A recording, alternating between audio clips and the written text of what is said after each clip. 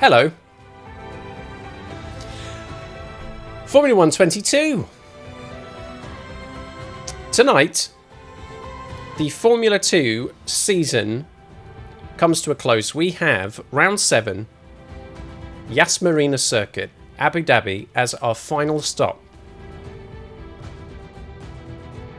Yours truly, Skip or Gip, depending on the day, is leading the Formula 2 Drivers' Championship by about a race win.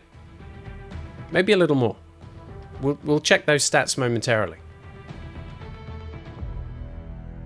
It would have to be an absolute disaster to not come out of this weekend and take that championship that we already have one hand on.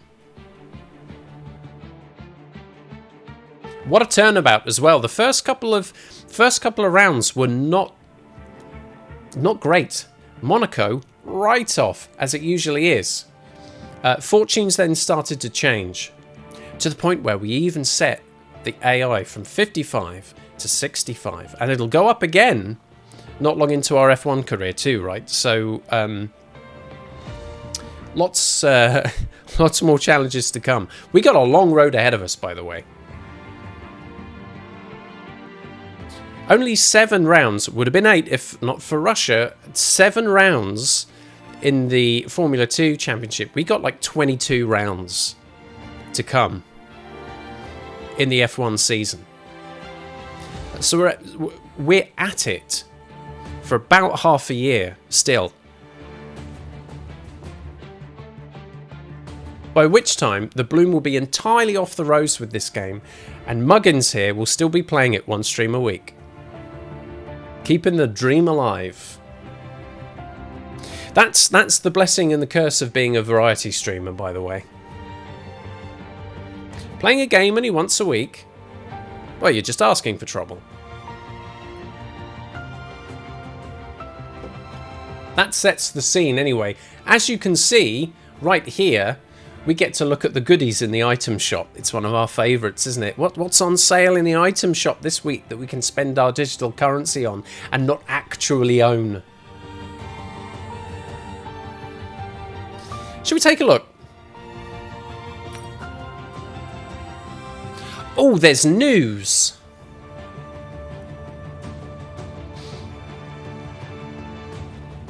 Race the world in crossplay. That's exciting. Goodbye. Here we go. We don't have any victory speeches to take the mickey out of. Not like Boom Gots Dynamite, like from a couple of weeks ago. We're flipping Vernon Kay getting in on the action. This is a livery I'll probably get. Look at that. Whiz pop bang bang bang. Looks grand. Terrible sofa. An awful light. Now I tell you what. I could go for a suit as well. Suit or livery. Choices. Also, down here, look, we've got in the weekly items. This very garish early 90s carpet affair.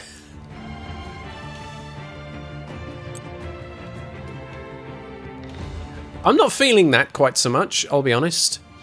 I will though. I think I'll go for. I do like collecting super cool suits and liveries while I still have fake currency to spend. So let's grab those. Brum brum, meow. Good stuff.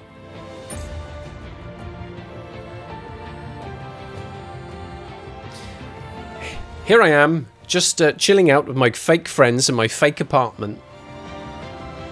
With all the expensive fake high-performance vehicles that I fake own. Boy, I really do feel immersed in this game. With all this flippin' fakeness. Holy moly.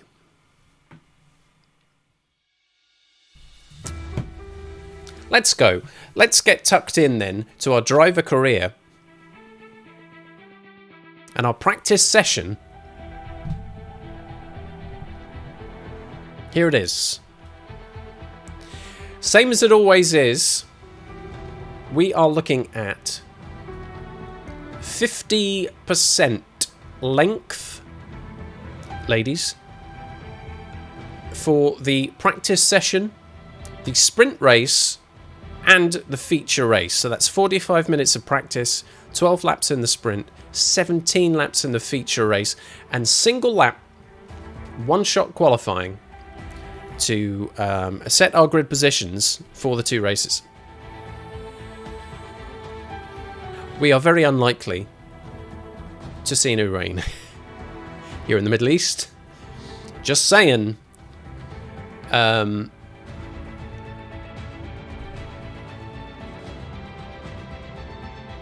I did, full disclosure, I did last night have a few laps around the Yas Marina circuit because, and I don't know whether they'll cover this in the game itself, it's been reprofiled. Maybe we'll talk about it as I go through the practice laps. But so things are slightly different in the layout, and I just want to have a bit of a practice. Absolutely fine. Familiar with this circuit anyway. It's not like the Jeddah circuit, where that really was trial by fire. Anyways, enough of my yakking. Let's get ourselves to Yas Marina circuit here in Abu Dhabi. I'll take a sip of the coffee, I think.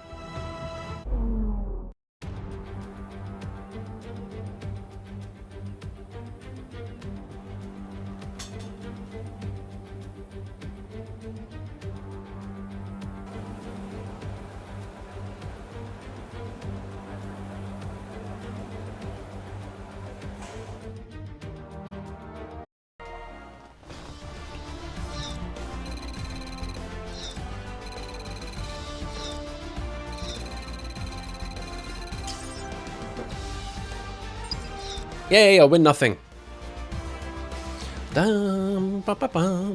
Quick look at the classification at the end of the session then. Yes. Here are your top 3. Schwartzman, Viscal, Enzo Fittipaldi. That's it for practice then. We'll see you again soon. Pretty good practice session, really. Track acclimatization was a hello. Should we do that again? Track acclimatization was a success. The race practice program went pretty well, but we'd taken everything out of the soft tyres. Our single set of soft tyres for the session, which means that we are not very fast. I'm not even going to waste time looking at it on the timing board. Let's just move on.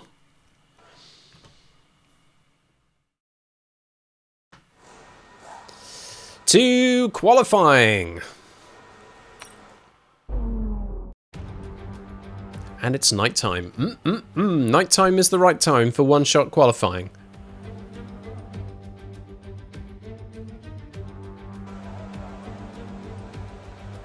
Yeah, someone's having a little chat with me there, just saying. We've put some nice tyres on. And it's the super soft tyres. Oof, this is going to be a beautiful lap.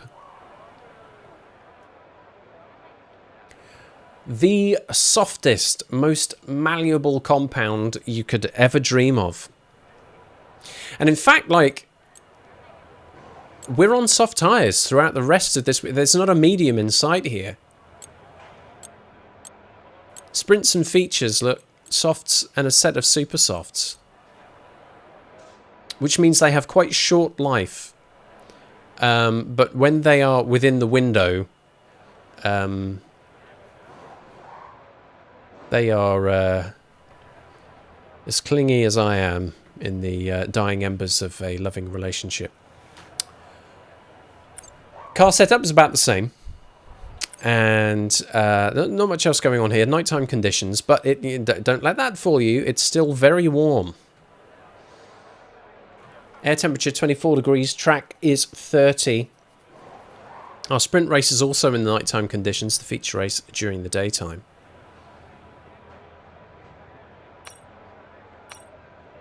Which puts a few extra degrees into the situation there. Let's get a bet on. I've remembered. Let's get a bet on here. So, qualifying.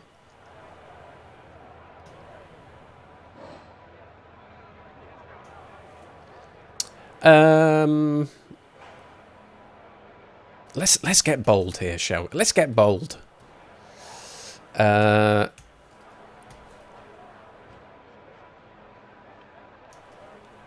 Why not? 2 minutes for you to place your engagements on our qualifying prediction. There we go. We've got that up and running for you. Where will I qualify? Your options are pole. Will it be a pole position? Will it be places 2 to 8, 9 to 16, or 17 to 22? 4 different options for you there.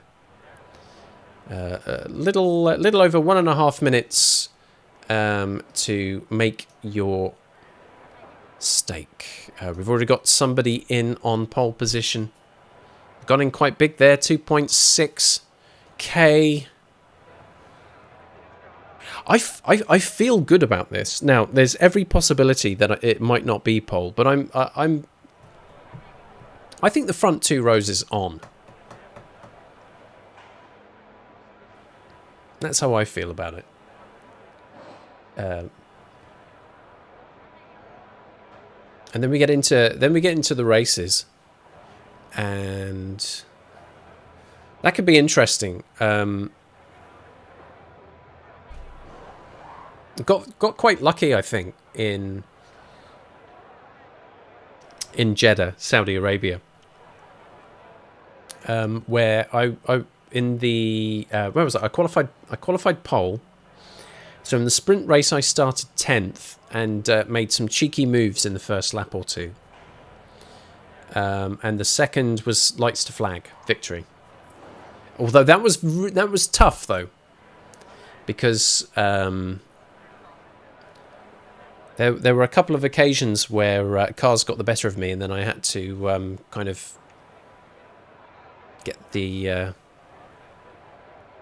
DRS back on them before it was too late. It's a different kind of circuit here. Okay, that's our prediction. So yeah, the long and the short of it is Churi has gone in 2,600 engagements on pole. The only gambler. So no one else will benefit if I do not get pole. But that is a big nudge of encouragement and confidence from Churi. Let's see if I can come good on that.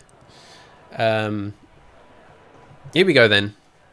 Super soft tyres, the most aggressive tyre compound, provides the ultimate grip, but has the shortest lifespan. All we need is one lap on this set of tyres. Let's see if we can get it done.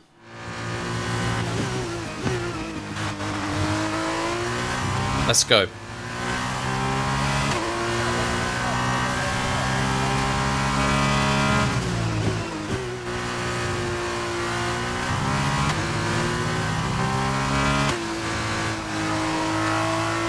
We carry a lot of speed through this. That's lovely.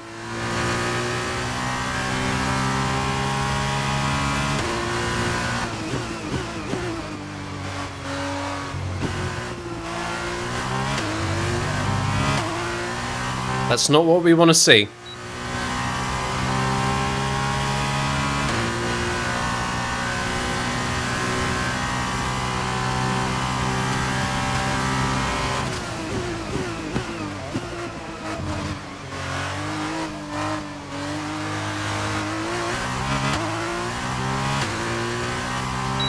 Do you know what? I'm actually going to do that again. Yes, why not?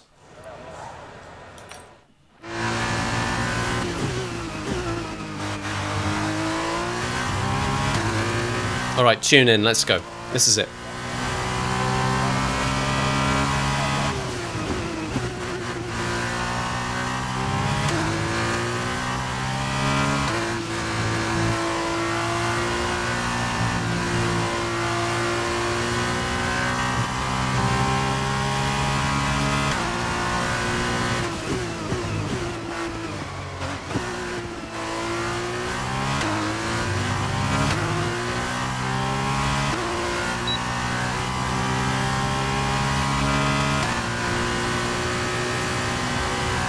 I'm really pushing.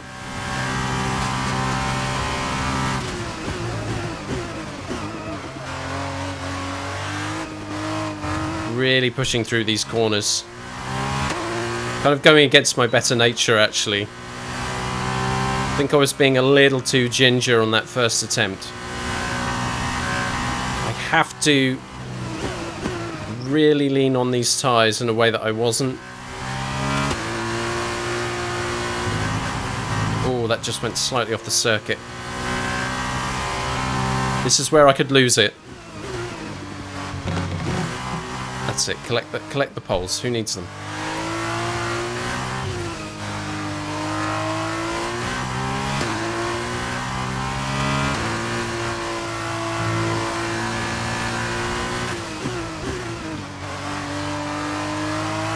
Let's go. Fantastic, you've got pole position. Yep. That's a lot better.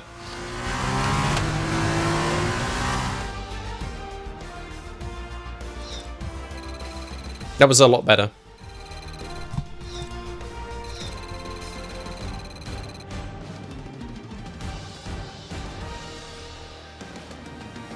As we wind down from the excitement of qualifying, here's a look at your top three. Gip, Daruvula, and Robert Schwartzman. It's not Gip. Qualifying complete, all that remains is the main event. We'll be live and uninterrupted for the feature race tomorrow, so make sure you join us then. It's not Gip. It's Skip. It starts with an S.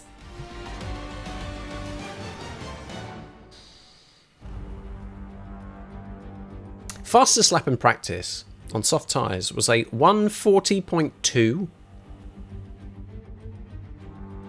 Qualifying on super soft tyres is a 1:36.7. 3.5 seconds quicker. And almost 2/10 faster than the next fastest driver, Daruvula. And a 1:36.9. In fact, our front row are the only two drivers who qualified in the 1:36s. It looks like everybody else was on 1:37s. All the way down? Oh, we have a 1:38 from Deleda there. That's unfortunate.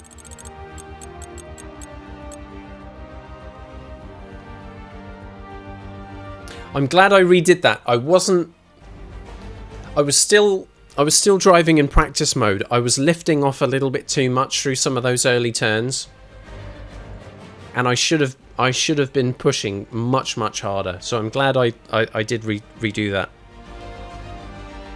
It also means, and I promise you it wasn't an attempt to throw the prediction in any way, but it also means that Churi gets his engagements back. All 2,600 of them, congratulations. It is pole position. It is 4 additional points in the championship. That could make a huge difference for the rest of this weekend.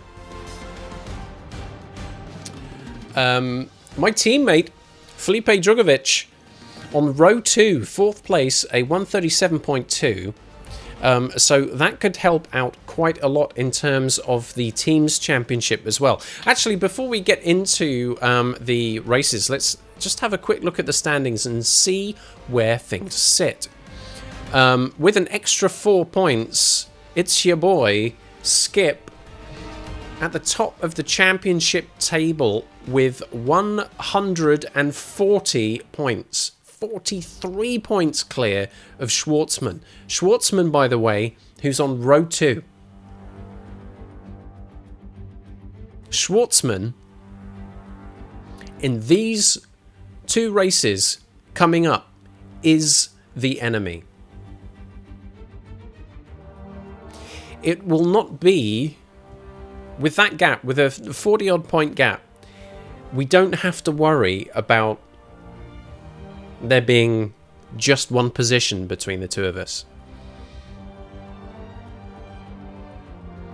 But the very, very, very least I have to do is stay ahead of him. Okay, if he's ahead of me by 1 position, maybe I won't sweat it. But I'd rather not give him the satisfaction of being ahead.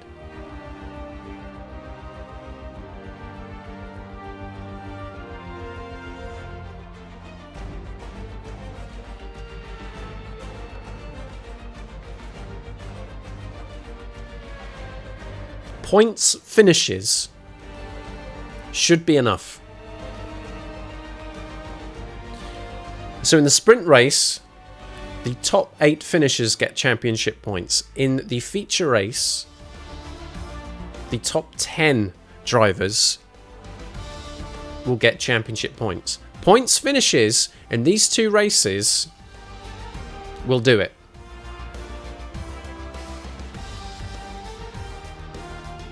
It's the sprint race which will be interesting because, of course, these positions are reversed. That top 10 flips. So I will start in 10th position in the middle of the pack. Things could get pretty spicy. We should get ourselves set up for it. High Level is here. Hello, High Level. Have you not had enough of Twitch for one day? How long were you playing The Last of Us today? Like 10 hours? A long ass time. But all credit to your staying power. And I guess I should probably put in a... Hey, mine's heavier. There we go. So, our 2 races are about to get underway. The sprint race first, 12 laps. Let's go to the next session. Welcome then to the United Arab Emirates. Our F2 drivers are on the grid and we're moments away from lights out for the start of the Formula 2 Abu Dhabi race.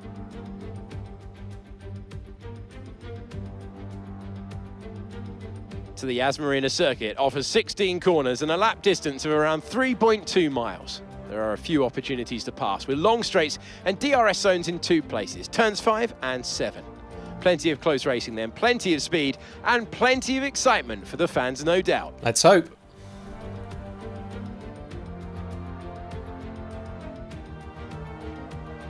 I'm sitting here quite emotional next to my friend Davide Valsecchi. Emotional? Here we are at the end of the F2 calendar, and the atmosphere is electric. I have no doubt the drivers will be giving it everything they have out there today. I can't wait to get underway. Hey Alex, you are absolutely right. It's a very special place. This is watching a track Netflix like again. no other, an event like no other, a jewel in the crown of Formula 2. It's perfect. I think we are in for a fantastic racing event here. After the points finished last race, let's aim to keep that momentum going. Let's keep that momentum going. So, 10th. 9 cars ahead. 2 cars to pass in order to finish in the points. And it's a shorter race. Lots to do. Let's have a look at the race strategy.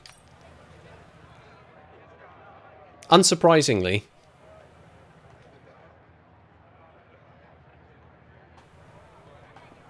it's a single set of tyres, as it should be. We do not want to change our tyres during this race.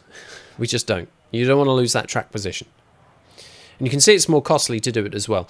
The default strategy projected is just under 20 minutes, 19 minutes and 18 seconds. to take a pit stop, you can add 22 seconds to your total lap time. Even if you come out on super soft tyres and give it some beans, it's probably best you don't. And to be fair, if there's only one set of super soft tyres for the race weekend, you'd want to save it for the feature race, wouldn't you? So we are doing the entire sprint race on a set of softs, which means things get rough in those last couple of laps or so in particular, where we have definitely yummed so much of that rubber. It's not great. So we're going to lock in that strategy because it's the only one that really makes any sense. And that basically is all we have to worry about. The rest of it we have to do on track. Here we go. Just we're on blink watch now. Just checking which people out here are blinking. Looks like my team members, those whose eyes I can see, aren't staring forever. This guy here, waiting for him to blink. There we go. That's a little one. There we go. Now we know that you're human. No androids on my team. Thank you very much. Cameraman, we can't actually verify. Usually they just stare a black hole into you. And if not for the halo here, I would assume that cameraman would be doing exactly the same. High level asking which car is my car. Well, I think he's figured it out. It's the one I'm sitting in. Hey, Panda's here. Hello, Panda. We keep crossing paths these last few days, you know. Let's drop in one of these. Oh, pardon.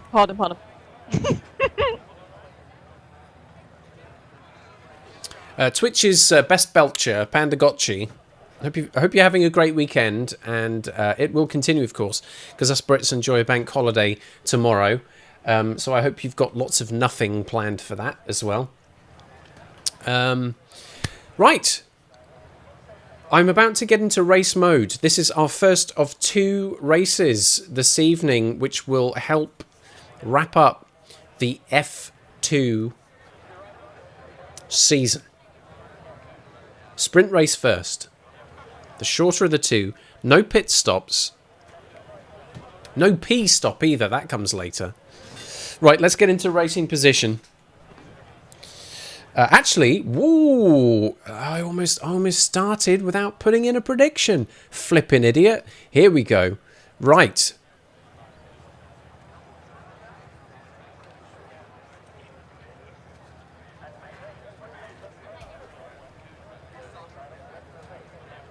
Let's go.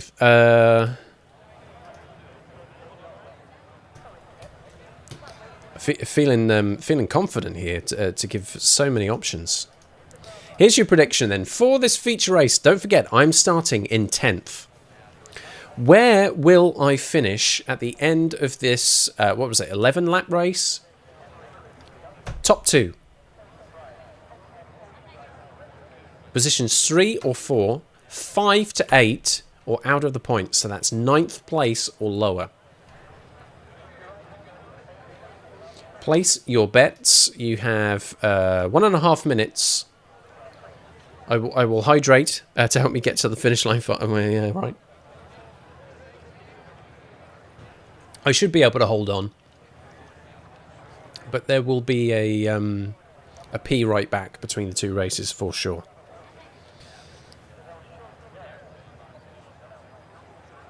I think I can make movements. I think, not bowel movements. Come on now. I think I can make some forward motion here. That's my hope anyway.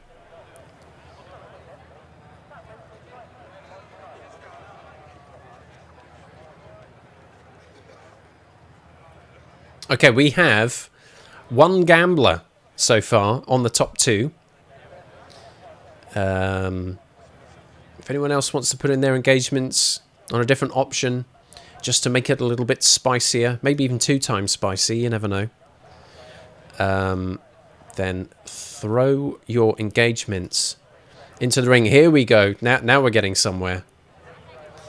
A little battle there between a gambler on the top 2 and someone on 3 to 4. That's what we like. A little head-to-head. 15 seconds left. It's between High Level and Panda.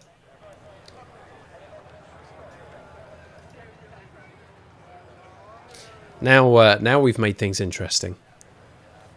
And there we go. Prediction is closed. Thank you for making those bets. That's going to really up the drama. As now I definitely get myself into racing position, right? Stop trying to look at the whether people are blinking or not, and focus on my own race. Formation lap first.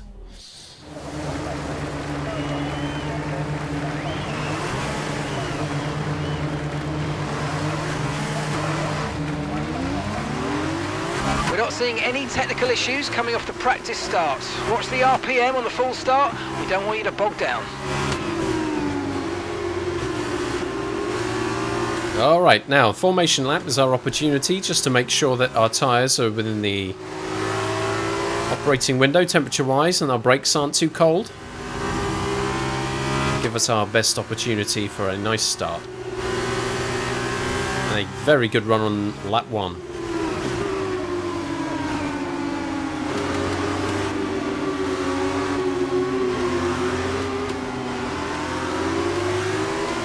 No threat of rain for the time being. Conditions... You think?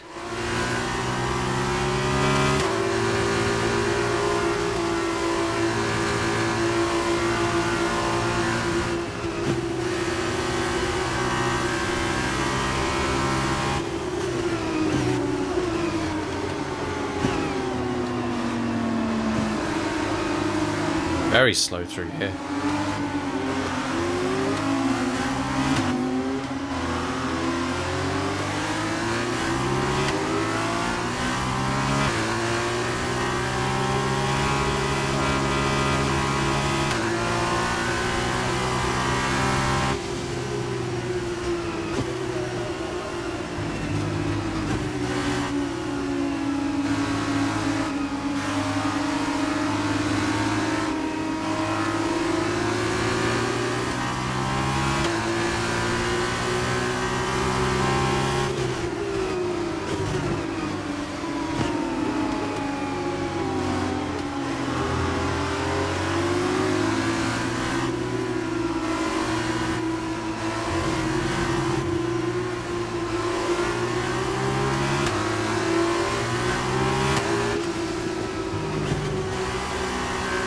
Okay, this is the bit that I still haven't got used to, and that's parking.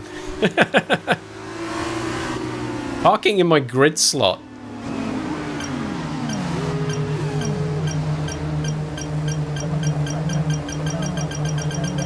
Ah, just over again. Not an ideal placement in your grid slot. You're going to need a good launch at the race starts. Can I have a good lunch?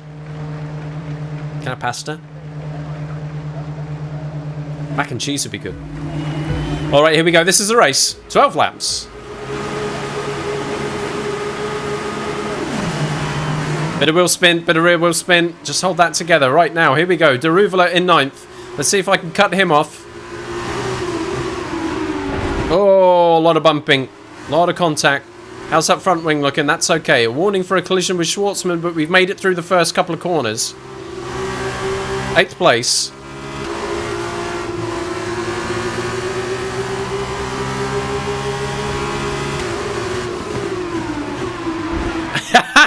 Yes, man. that was a bit much. That was a bit much. Let's pick it up from here.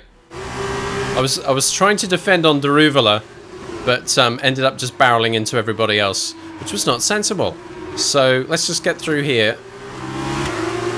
Pick up on the slipstream if we can from Sato, and just survive this first lap. And see how things shake down from there. A lot of movement ahead. A lot of defending. Wow, cheeky move from Sato. He might take 2 cars here. No, he's just taken Aitken.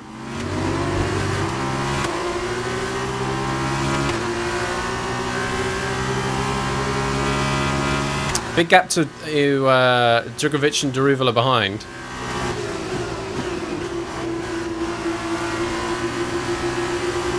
I want to catch up with Schwartzman if I can. I'm fighting him in the championship. He's in 5th place right now.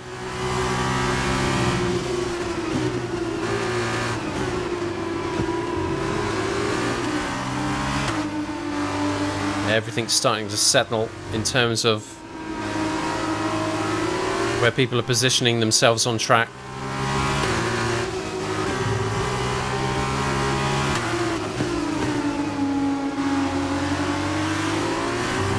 Let's go.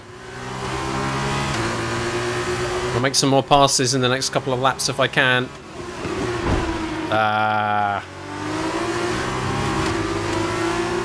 Very close to Aitken here. Oof. Oof.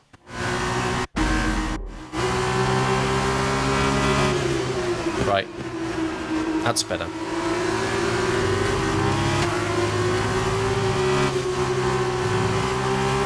I can't drive through cars, remember that.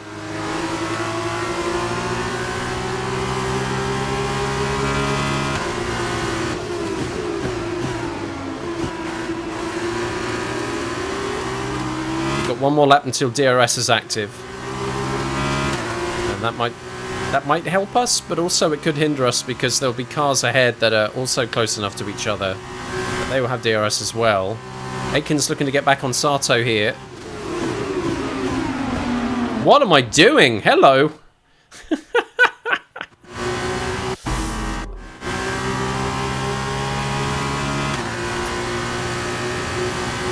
Right, come on. Stop being stupid.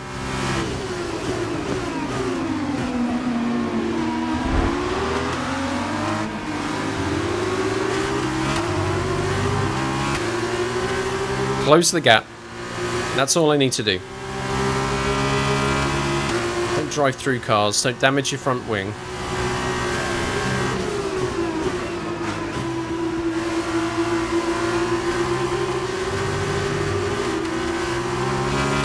I'm pushing too hard here. I don't want 8th. I want to finish higher than that. It's difficult right now to see how I'm going to gain any positions.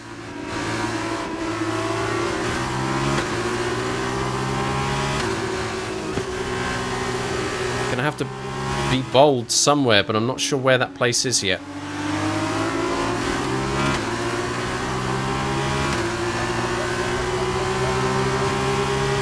Right, DRS is now active. I'm getting desperate here. I don't need to.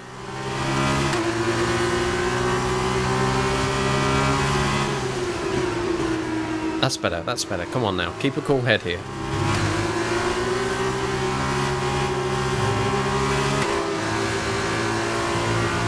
Now we're closing the gap, now we're closing it.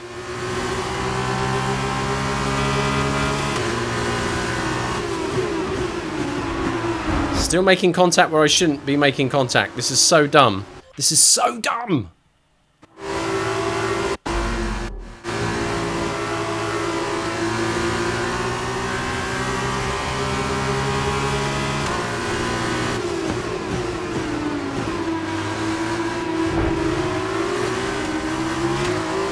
Right, DRS coming up. Everyone's got it though.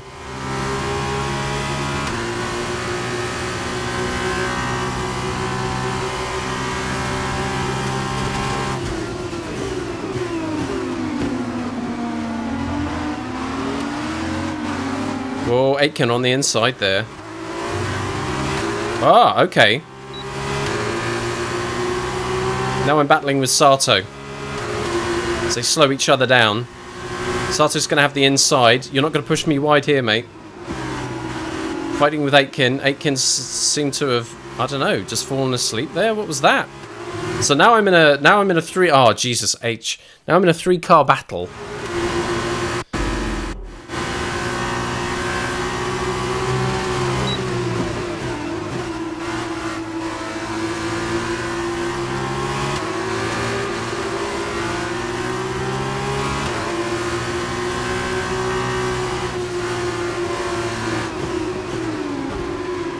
Right, so I'm past Sato. And he gets past me.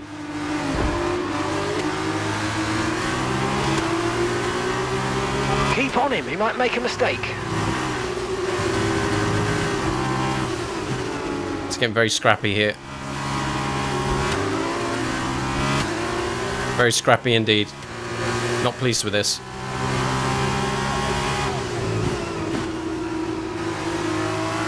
Seventh place. Oh, mate. No, no, no, no, no. Oh, this is falling apart.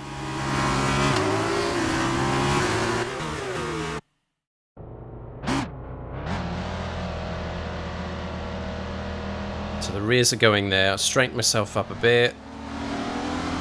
Pick it up from there. Go.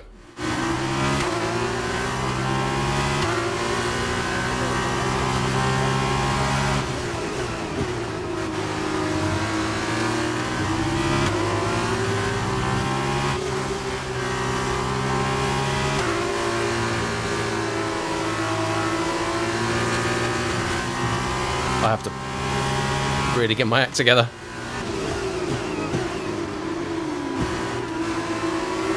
It's like I can smell blood and I just go nuts. And that's not a good idea.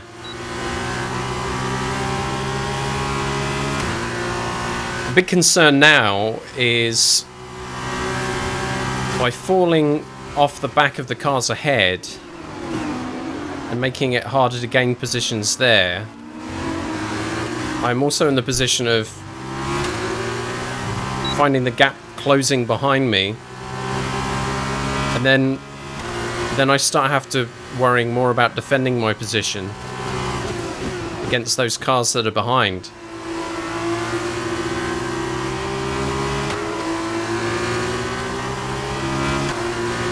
So I don't want to drop all that far off those cars ahead for that reason.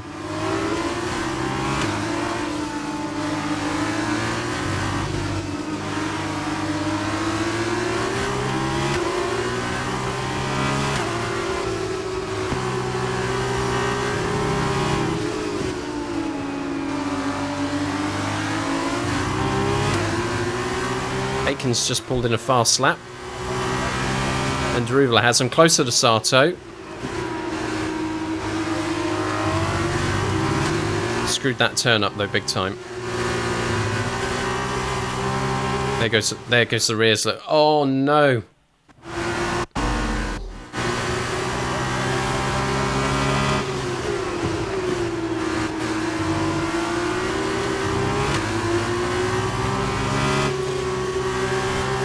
Spicy race. Very spicy.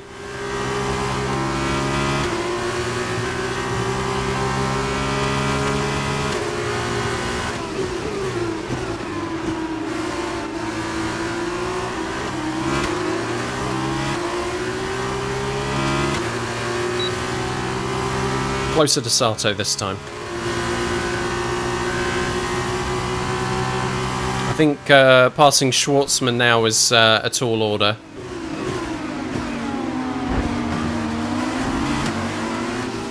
Deruvla is closing. Still close enough to Sato to get the DRS.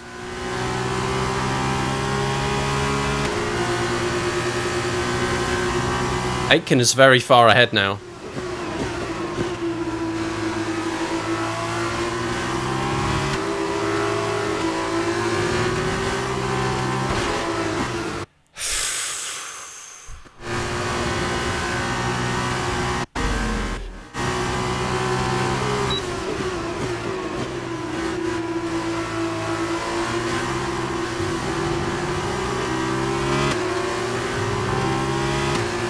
Track is clear, green flag.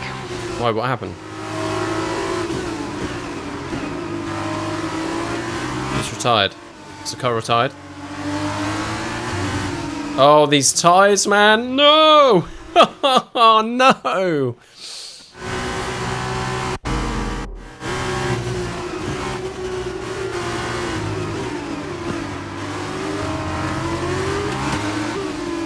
No, you don't. No, you don't. No, you don't. No, you don't.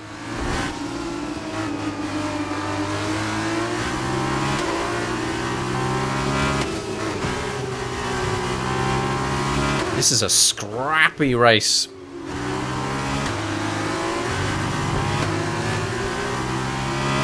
Still got the feature race to come up though.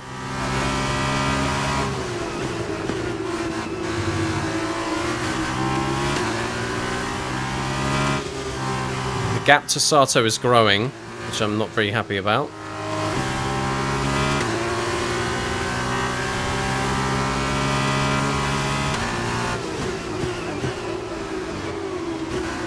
Halfway through the race, we're getting into a phase where we're going to need to manage these tyres. No DRS this time on Sato. My teammate Djokovic is behind.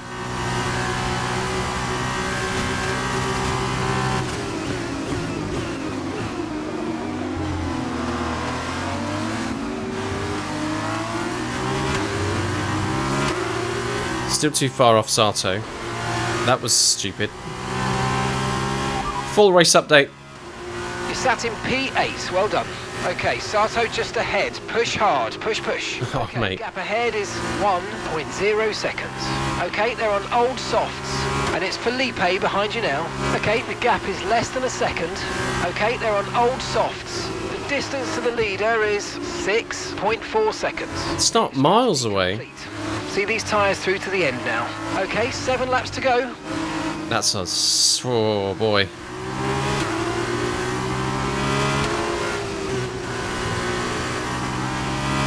My teammate is all over the back of me now.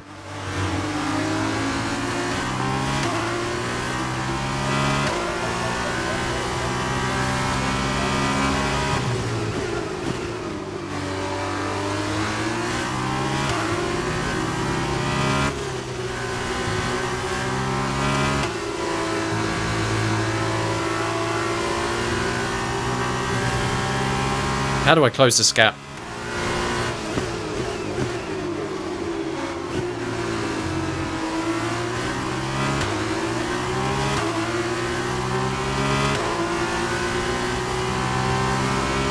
Now look at my teammate behind me. He's got DRS, I don't. Look at that speed.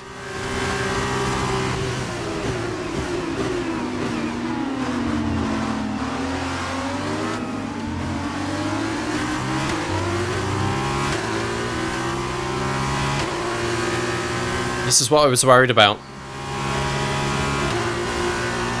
Losing the toe from the cars in front.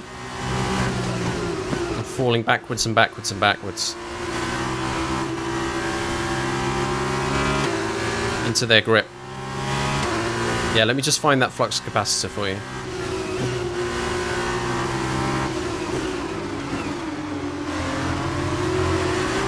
Crazy deep into that corner. Druvela and Djokovic fighting behind. Boschung is out. Start losing some tyre grip anytime now. It's already gone, mate.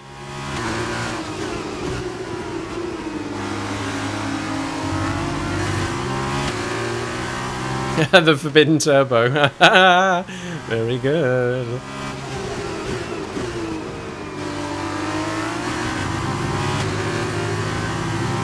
That's where the driver has beans. Does lots of farts and it makes them go faster. Flatulence humour, it's everyone's favourite.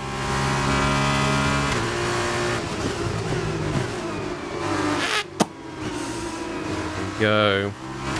2.6, 2.7 now to the car ahead. This is it. I'm an 8th. This is as good as it's going to get.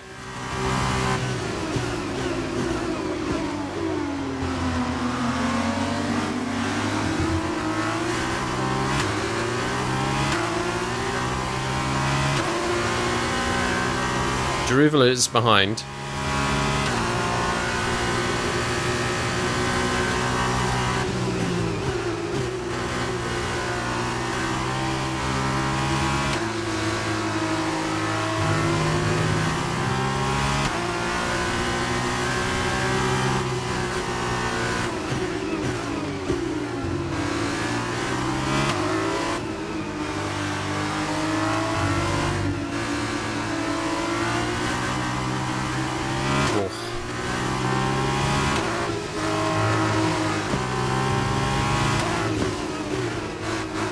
Right, let's try and kick this up a notch.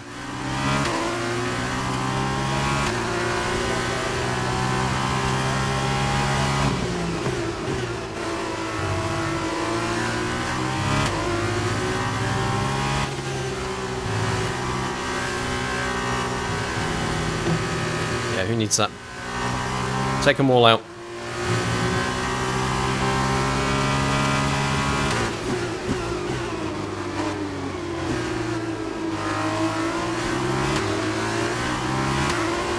Restart the race? No.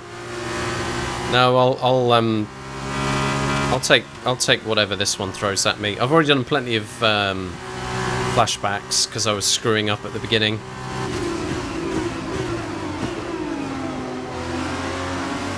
Red mist. Too much red mist at the beginning of this race.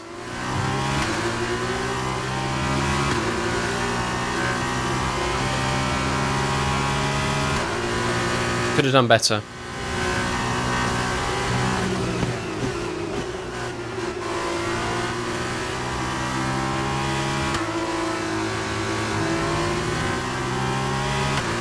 Still not closing that gap though.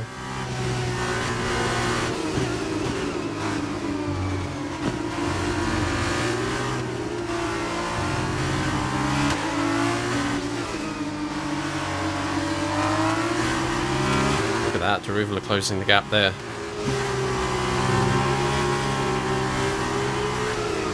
Whee! Woo! We're having fun.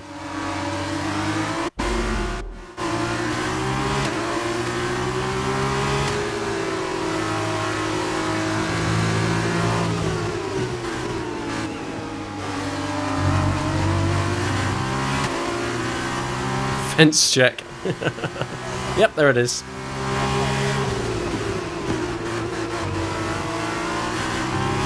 Very robust.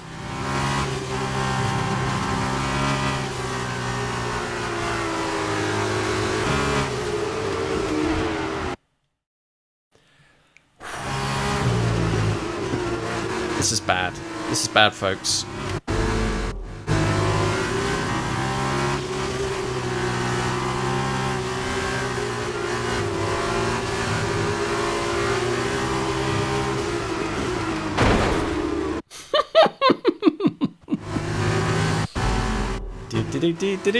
Let's just get through this.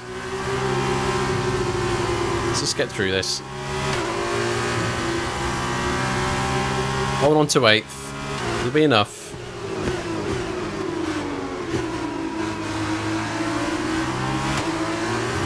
One more race after this. And then F2 is done.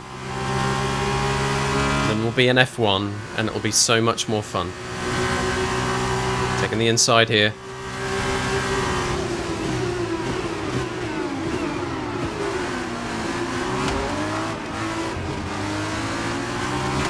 It's all about defending now. Those days of attacking are over. Sato is over 4 seconds ahead. Daruvula is a quarter of a second behind and closing fast.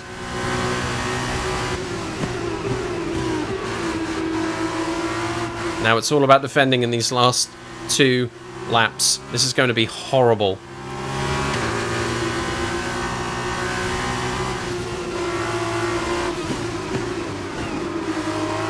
Lots of defensive driving. The widest Formula 2 car you've ever seen.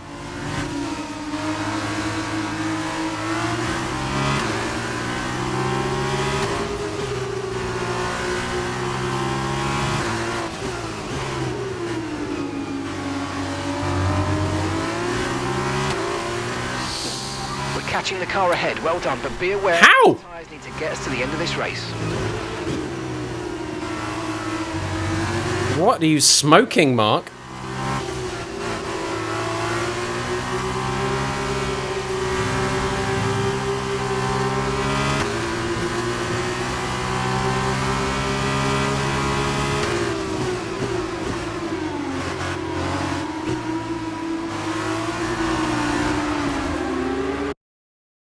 That wasn't me.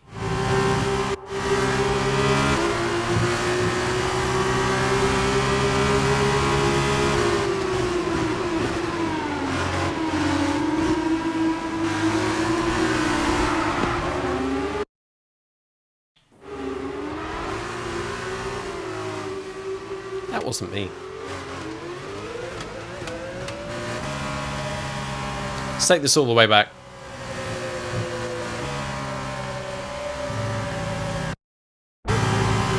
come out of here. I've already gone wide. There's not much I can do about that. I'll just have to run with that. Back on the circuit, and from here... Deruvala's got the inside. We'll have DRS.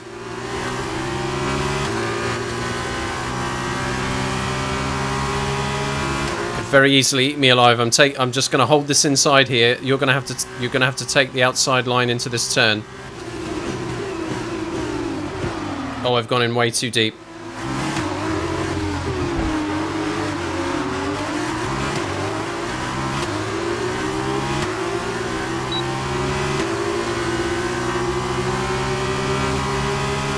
Bit of a tussle there. I've got to get this position back in one lap.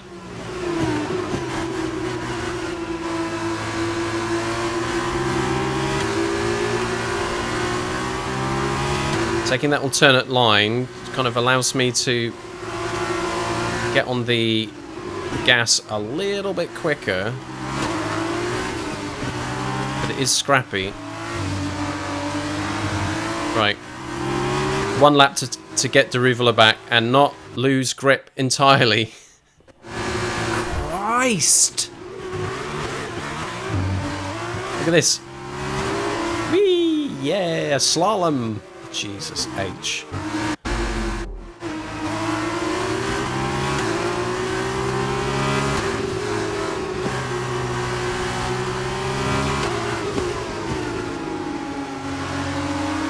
Let's go. I'm out of the points. Final lap of the race. One lap to get this guy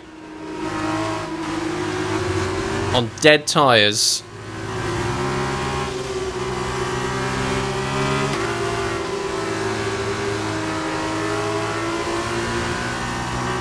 It's already almost a full second ahead.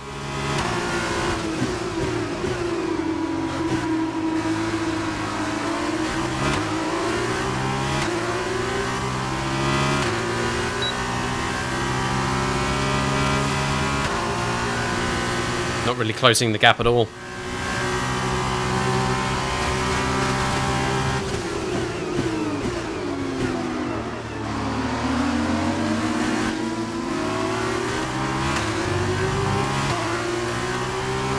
It's here or nowhere.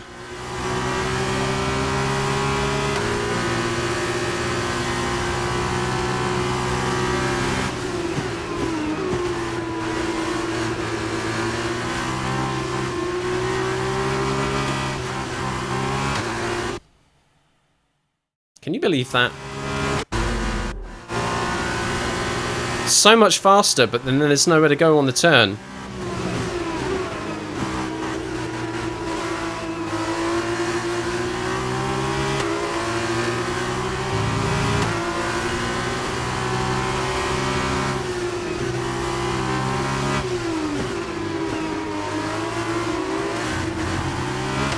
No, I can't wait for this to be done now. Out of the points, 9th place. Maybe even 10th.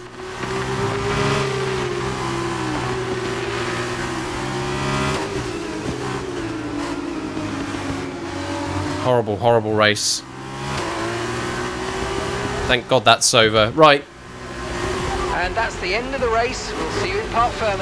Out of the points, 9th place.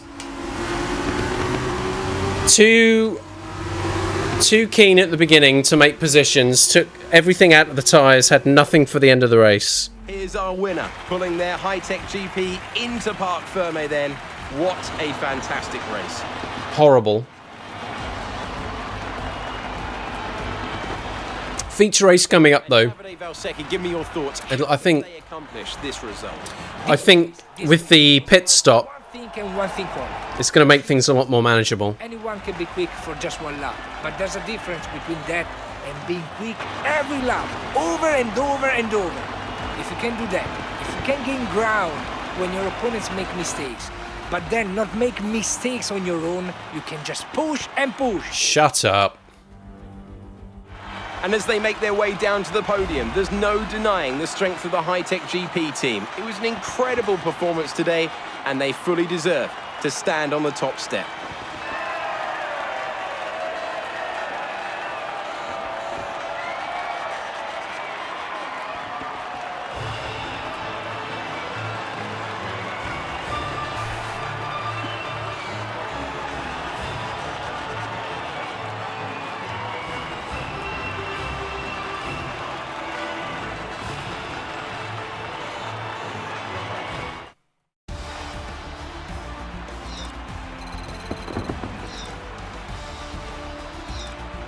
Come on, here we go.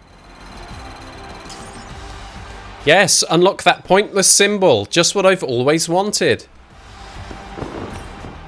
And now, let's take a look at the driver's standings. It was not the best weekend for our championship leader. It was not. The advantage at the top has been reduced. And now, Davide Valsecchi, let me ask you, who is your driver of the day? Difficult call, but I'd say Jehan Daruvala. Difficult call. Entire race, and it's paid off with the result.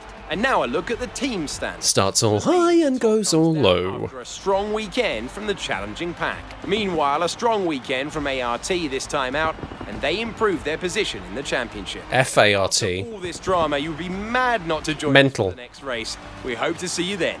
Take care. Absolutely mental. You deserve to be arrested. Flippin' heck.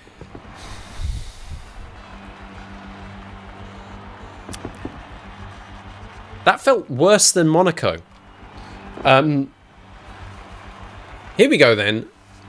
Yuri Vips, from second on the grid to first, beats David Beckman, who was in first place and dropped down to second. Porsche and Armstrong, no move for them, third and fourth place. Robert Schwartzman, my enemy, makes only one position from sixth to... no, sorry, actually. No, I was looking at the wrong person. Made more than that. He started 8th and finished 5th. He was pretty good. Aitken dropped down. Sato dropped down. Now, I was battling with Sato and Aitken before, I don't know, like mistake number 74. Daruvala from 9th up to 8th and Skip from 10th until 9th. It could have been different. If not for things falling apart in the last few laps there. Just did not manage my tyres very well.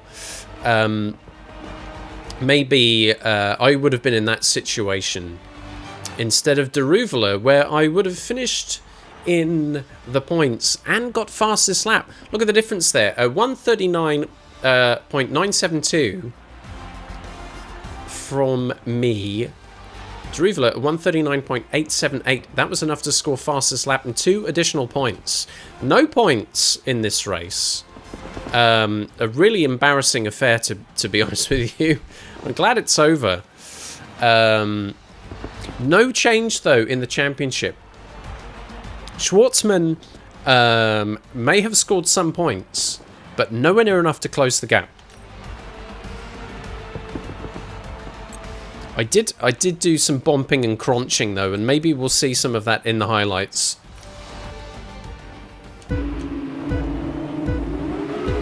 So from 10th on the grid, 12 laps.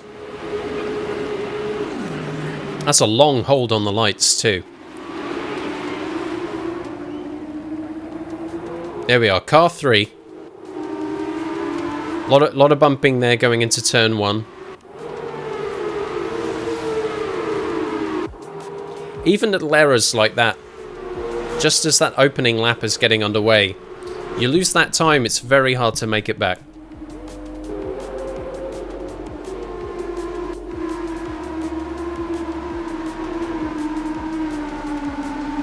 So this is where 8th position is basically taken and was held on to for almost the entirety of the race. Here's the battle with... Is this Sato? I think Sato was the reddish car, wasn't it?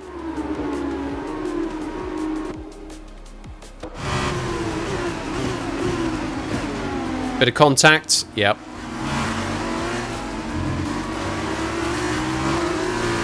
That's as much as you're going to see there.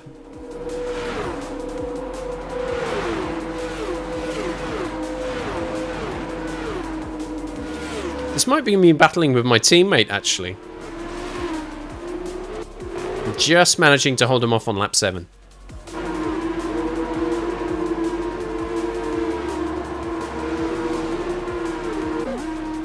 Ran a little wide on one of the curbs.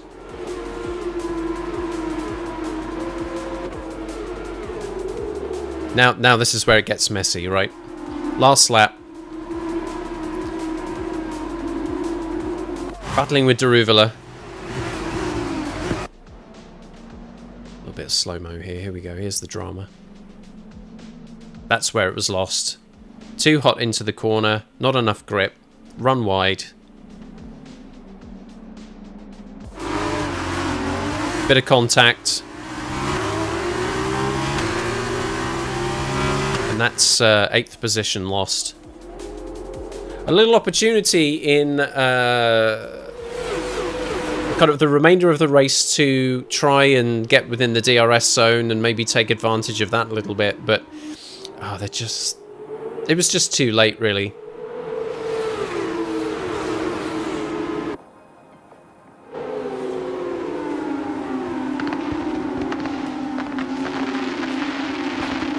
Still an opportunity to pull it back, though, in the feature race. Right, come on then. Let's take a look at the race director. But did we have a retirement in the end? No, everyone finished. No, hang on. There was a DNF. Boschung. All right. Here we go. Here are the incidents. I got told off twice. Naughty boy. The collision with Schwartzman on lap 1. Oh, curses Schwartzman, mine enemy. And yeah, a little bump with Deruvela on the penultimate lap.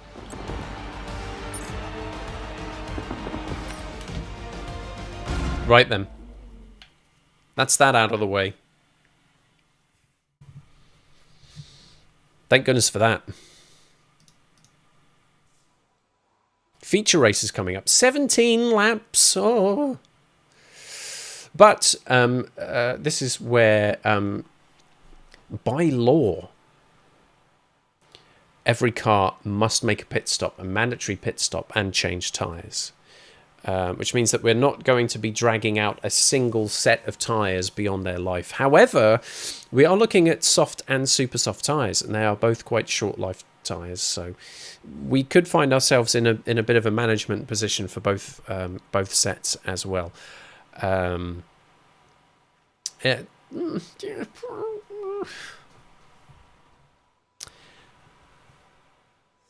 I'm choosing to stay positive. Anyway, I should pay out on the prediction that we had in place for that sprint race. Bad news, everybody. I finished in 9th. That is out of the points. So no one wins. Everyone loses. A high level. Thank you for your positivity. But 1,000 points are lost. Pandagotchi's 100 also lost. Let's catch up with chat. Better luck next time. Indeed, you're going to get some dinners. Dinners, plural. Thanks for hanging with us, though. What else did you say here? I'm assuming this comment here is incredibly cheeky because I kept going off the circuit and making lots of drifting and stuff. And he's saying, you know, there's probably a game out there that's better suited to you than that. I've got a couple of dirt games, I think. I've got quite a few driving games. I just don't play a lot of them on stream because no one cares. Are there tune-ups or better engines you can get for your car to help? Formula 2 is pretty locked in anyway. Once we get into F1, there'll be some upgrades during the course of the season and stuff, and you know, there's a lot more time to practice as well. So that should make a huge difference. You like the rally game, but it was a small dig. I knew it was a dig. You can see this stuff from a mile off. That's how I can dish them out, you see, as well as take them most of the time. Anyway, it's just a game, isn't it? It doesn't really matter. Anyway, let's get all set up. Let's feel that drama for our 17-lap feature race, where hopefully I will be able to push a little bit more than I could in the sprint. It's daytime. It's race day for our young drivers here in the United Arab Emirates. I'm 43, mate. The circuit is about to play host to the Abu Dhabi Formula 2 race. I'll take that compliment, though. Started.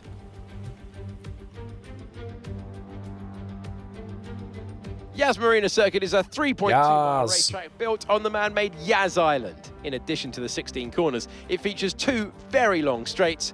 Now these will be the driver's main overtaking chances today into turn 5 and turn 7. You'd hope.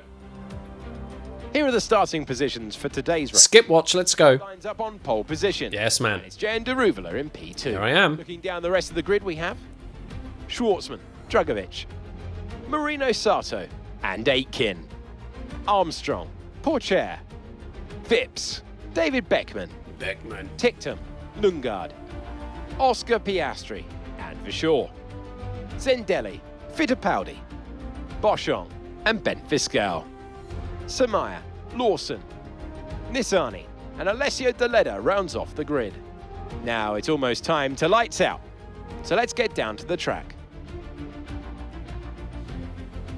I'm sitting here quite emotional next to my friend. He's emotional, folks. Here we are at the end. Crying from every orifice. And the atmosphere is electric. I have no doubt the drivers will be giving it everything they have out there today. I can't wait to get underway. Hey, Alex, you are absolutely right. It's a very special place. This is a track like no other, an event like no other. No odor. The crown of Formula 2. It's perfect. I think we are in for a fantastic racing event here. We're still in with a shot of this driver's title, and it all comes down to this. Now go out there and come back a champion. Yes, Dad. Things look a bit different here. No reverse grid here in the feature race. So that pole position scored in one-shot qualifying applies here. A very different view. Instead of 10th place in the sprint race, here being in first place. We've got a much better view here of the cameraman. We're just going to check if he's blinking at all. It's not possible to zoom in, unfortunately. Would be nice to. I think he's the only one here with dead eyes. Hello?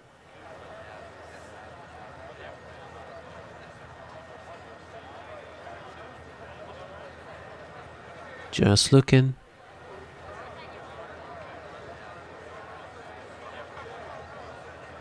No blinking. No blinking. I think everybody else here are blinkers. All my engineers have well lubricated eyeballs. There we go. There's one. Can't see Umbrella Guy. Can't see iPad chatters. But can see Bruce here at the front. Just staring me down. Yeah, he's loving the blink life. Race strategy. Let's go. Let's see what we've got. Now, even though I did the race practice program, we were all there, we saw it, that data, for some reason, did not come through. Thanks, Buggy Game, and it continues to be the issue here. I should have a projected and personalised strategy based on that race practice performance. It is nowhere to be seen. So there's no way of being able to compare one to the other. Let's instead then look at what is projected. We have a 1 and a 2 stop strategy. From the lead,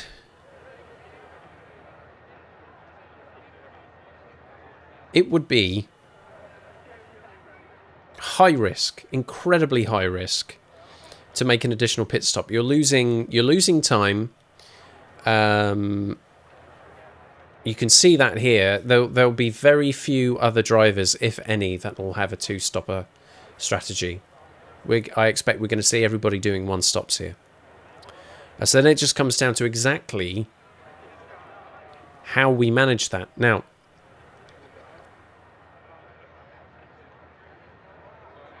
I wondered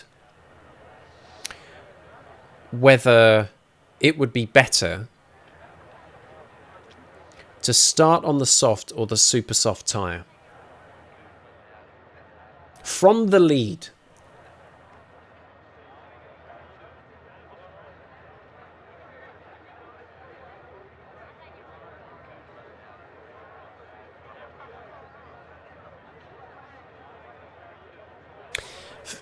I'm trying to think this through. I expect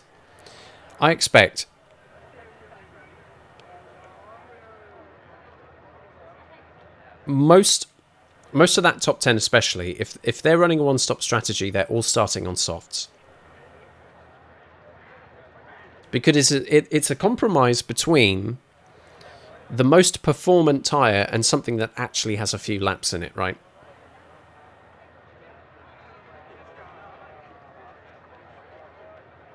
When you make that pit stop and you come in for your super soft tyre, in my case after 10 laps,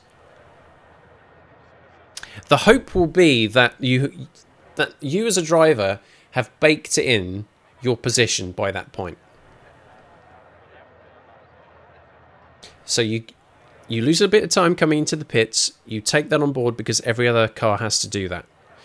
You come back out on the super soft tyre, so you get that extra little burst of grip for a couple of laps, just to maybe help secure the position you've got, take back something that you've lost, but they drop off really, really quick. So the last 3 laps is probably more about managing the tyres and just holding spot than being brave.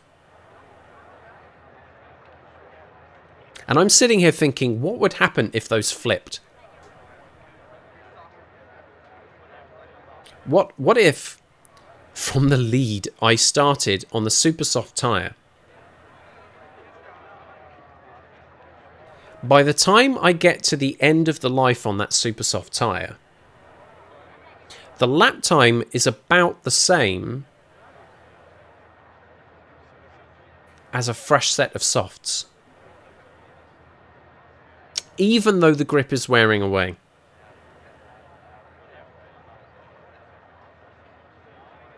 So do I put myself in a position where if I can at least have a good first lap, right? I get a good getaway, I don't have to worry too much about pressure from behind, that I use those super softs for the first few laps, especially the first 3 before DRS comes in, to try and open up a gap.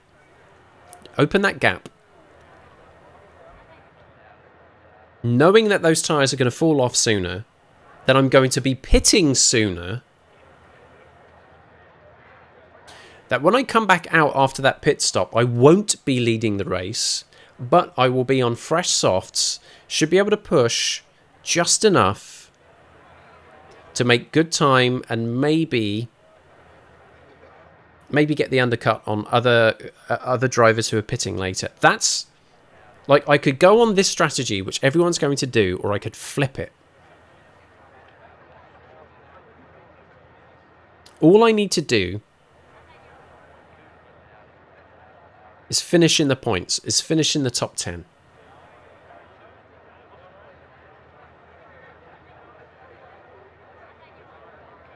Schwartzman is the only racer close enough to threaten me in the championship, and I don't think has enough points. So I'm feeling like I'm feeling like I can kind of afford to try this out.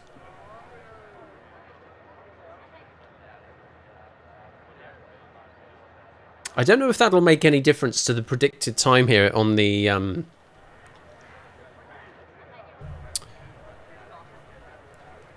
this forecast here, where we're looking at for a one-stopper a 27 minute 48 race.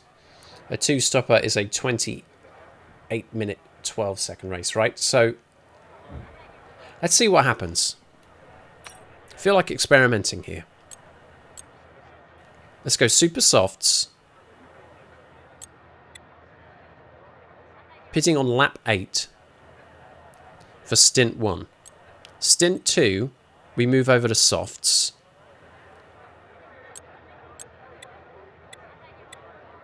Big drop off. You see that drop off there as those tyres age? So you need to do it sooner rather than later.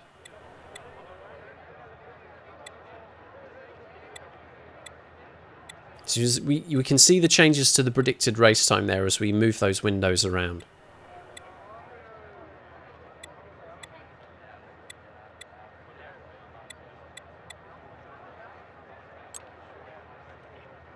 We add 0.02 of a second to race time by swapping them around.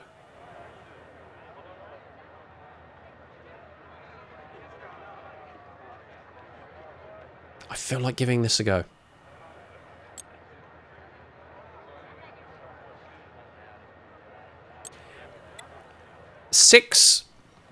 Pitting on lap 6. What does that mean in terms of tyre wear, right? I'm looking at 51 versus 58%.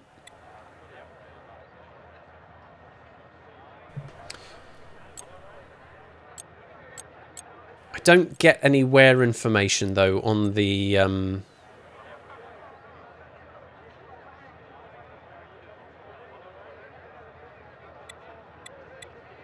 the soft. Be interesting just to compare the two, you know. Look at that, brutal. Oof. Massive drop off. Maybe I stick to 7 and I just feel the race out. Feel the race out and decide while racing whether I continue to pit on 7 or maybe bring it forward to 6. Maybe that's too soon. Bold strats here.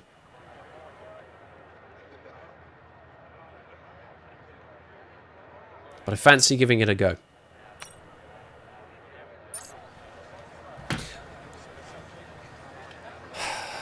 Let's get a prediction going.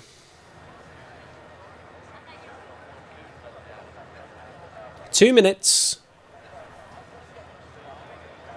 Where will I finish in the feature race? Will it be a race win? Lights to flag victory. Will I finish on the podium, 2nd or 3rd? Will it be a points finish, 4th to 10th, or will disaster strike and I will finish outside of the points? Less than 2 minutes to place your bets. Please do spend engagements as you feel fit, but don't forget, when the fun stops, stop. I am now going to take that comfort break, as is. I mean, it's tradition. Look, we all need to pee. Let's not wrap that up in tradition. Let's just consider it a basic fundamental fact that we that we all must deal with. And now it is my turn. I'm going to take that comfort break. When I come back, 17 laps of our feature race at the Yas Marina circuit will begin. The last race of the Formula 2 Championship. We're looking pretty strong for taking that Drivers' Championship, but can we do it in style? Stick with me, I'll be back in a few.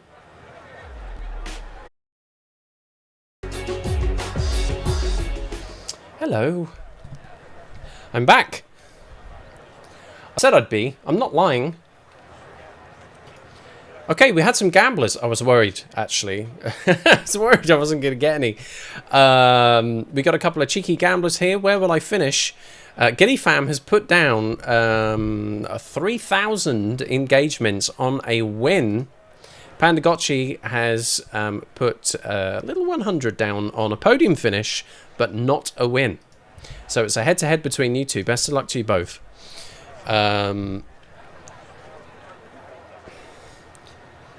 I feel like I'm gambling myself on this strategy, but I want to try it out. Will doing the opposite make any difference? To my hopes, to my chances here in this final race of the F2 season. Let's get into a comfy driver mode. I'll take a little swig of refreshing beverage, and then we'll get this baby underway. About half an hour of racing to come, and then the fallout. Not only will we spend a little bit of time soaking in whatever the result of this race is, but we will be getting the Formula 1 season started. We won't be racing in F1 today, but there'll be some setup that we'll need to do. Specifically, what team will I join?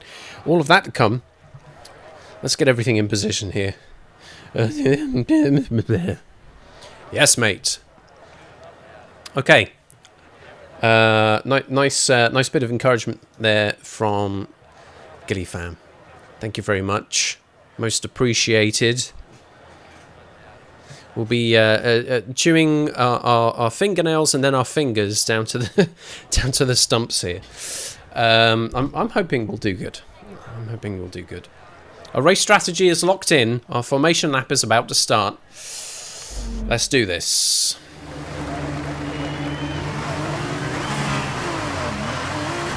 Right, let's get the car up to temperature. Right. Flat, please. We're learning the gears, so let's go through them all if you can. I'd be a bit worried about learning gears this late in the season. This late in my driving career, to be fair.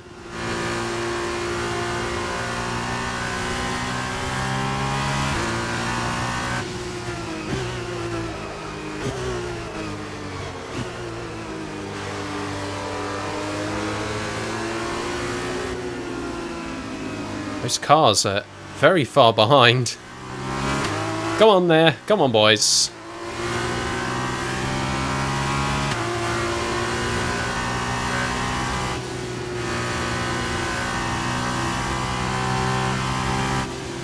Tyres are good. Let's get those brakes into shape.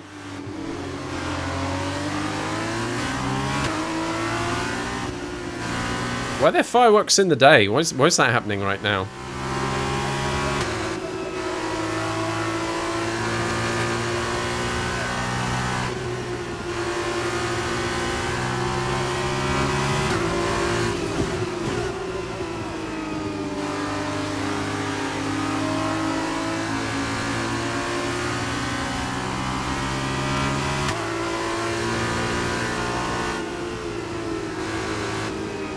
I mean, it's nice. I hope they baked a cake as well. Oh god, I've got to park. I'll never be good at this. Parking on my grid slot, so to speak.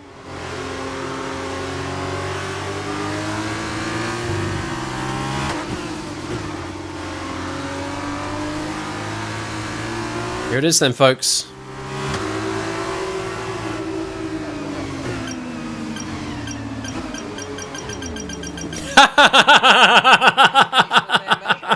Three meters too far ahead. Perfect. First try. Sequence will begin as soon as the grid is formed. Be ready with the clutch. All right, all cars are in position. This is our race. It's our time now. 3 meters.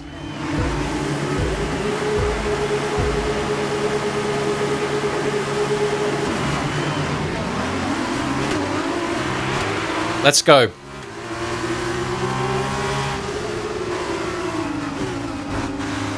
A little bit wide there. Let those cars battle it out behind. I need to push and push and push and push for at least 3 laps. Making good space behind. Let's do this. The cars behind are on softs. I'm on the super softs.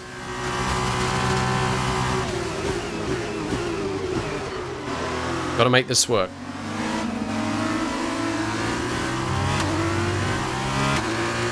Looks like we're going to have permanent fireworks throughout this entire race. The game has decided to be a bit weird. But, you know, cause for celebration, we'll go with it. Every chance of Bag seeing a nice fastest lap here as well, right? So, some extra points for us would be nice.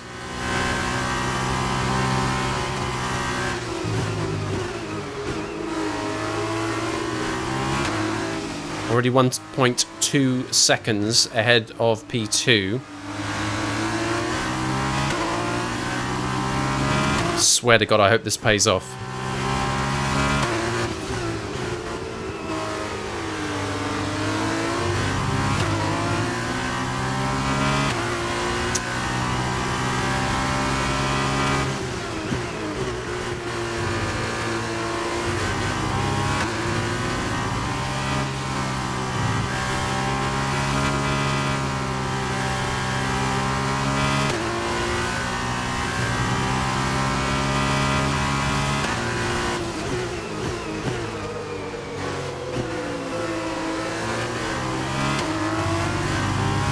Helicopter. It's enough of a gap. If I can keep it there or extend it, where no one can get DRS on me.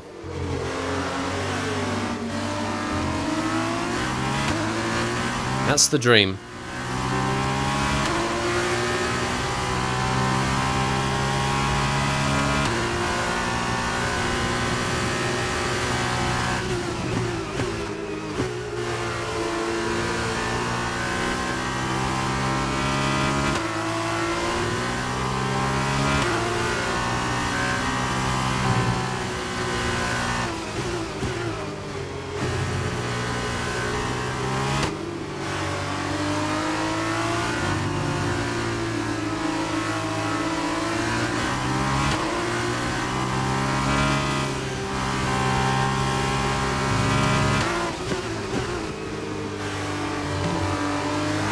Yeah, who needed that, Bollard?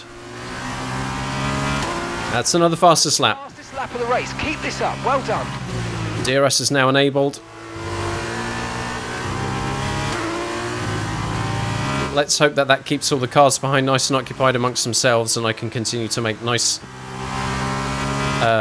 big fat gap between me and the cars behind.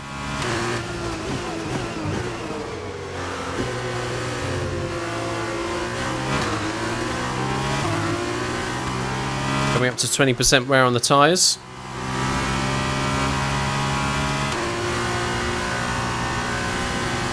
Schwartzman in 4th place.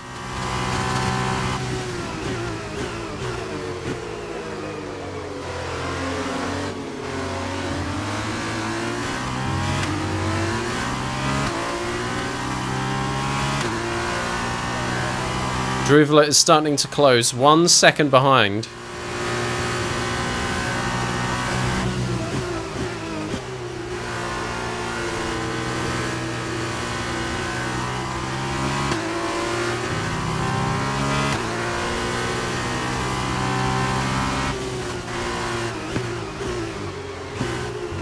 There we go, get rid of them.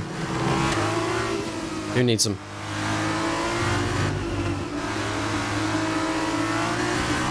Druvela starting to worry me a bit.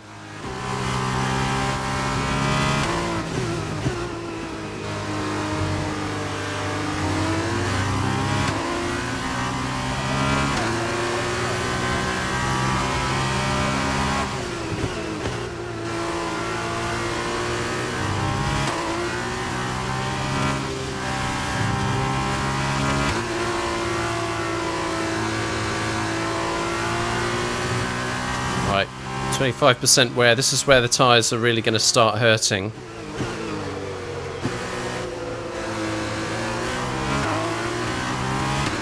We've increased the gap to Druvela though.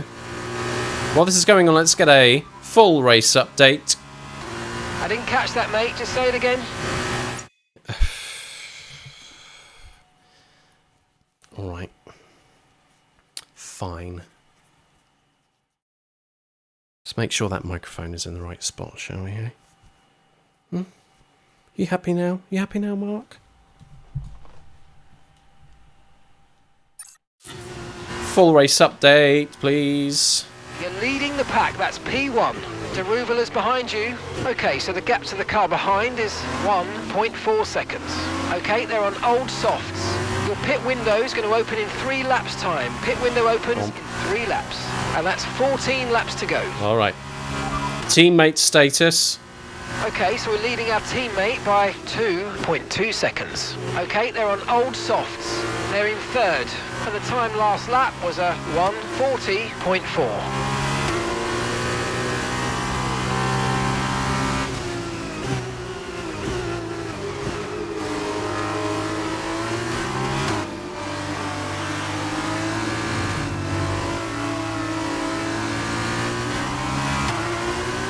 Feeling that change in grip now.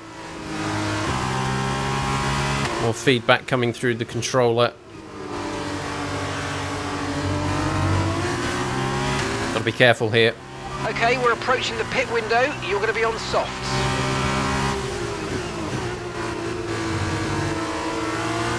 Gotta push as much as I can. It's the only way this works.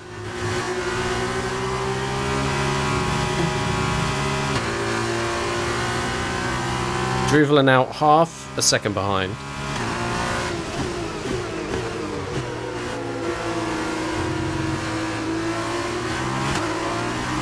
So we'll have DRS. But is worried about Drogovic behind, so is defending there.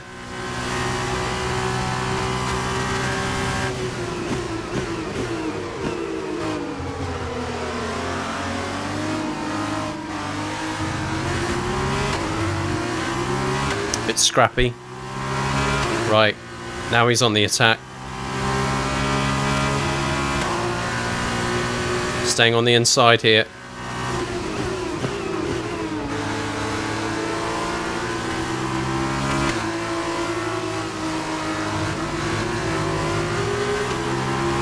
Uh-oh. Okay, we lost the position. Try to keep focus.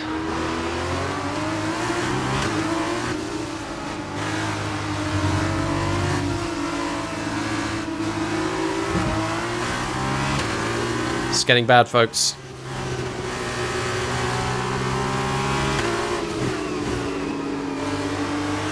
It's not how I wanted this to play out.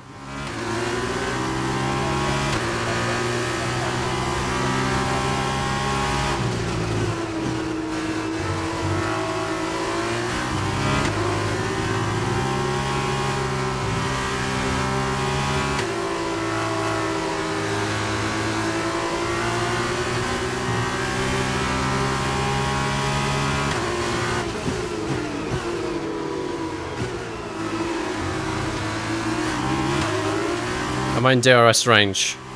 No tyre concerns at the moment, just focus on the driving. I'm pretty concerned about them.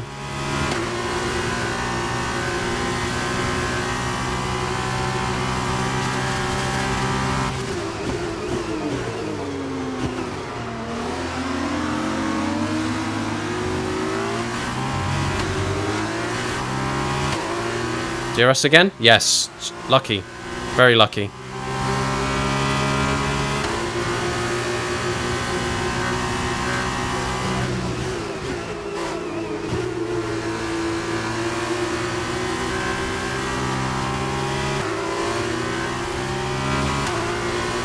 Try and close that gap if I can.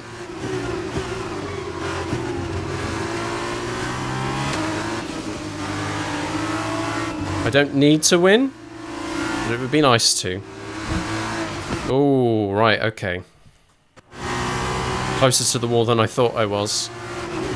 Through here. Pick it up there.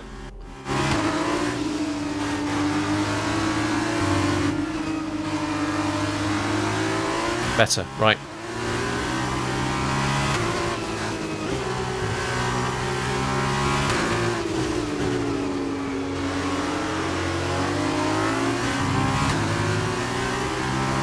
We're going to box this lap and push hard on the in-lap. Agreed.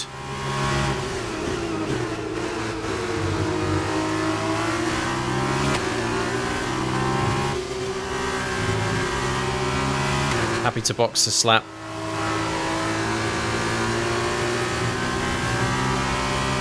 I could extend it one more, but I'm just worried about what that might do with the gap to Daruvula.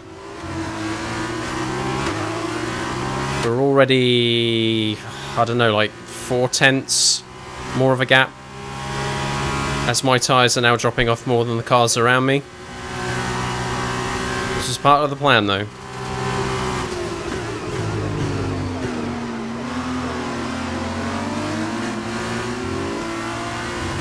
Do without hassle from Drogovic behind. I prefer that you held up the other drivers instead of trying to monster me.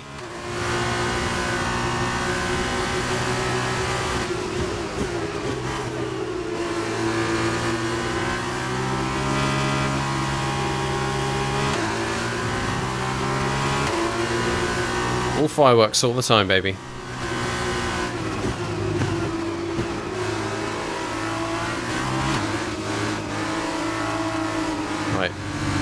Pit stop time, here it comes.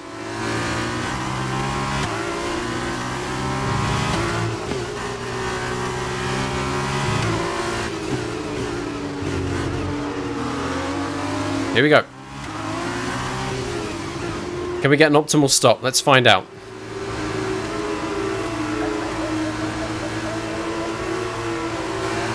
Yes, mate. We're falling down the order big time. Perfect job from you and the crew there, mate. We're delighted. Last. But everyone else has to pit. Remember that. Clear air in front so I can have a nice little push. Look after these tyres now. We want to finish the race on this compound. Let's go.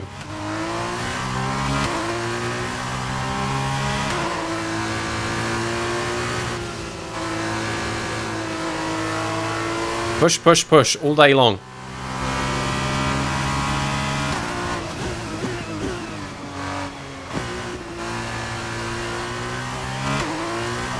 Who am I racing? Sorry, we can't provide you with that information right now.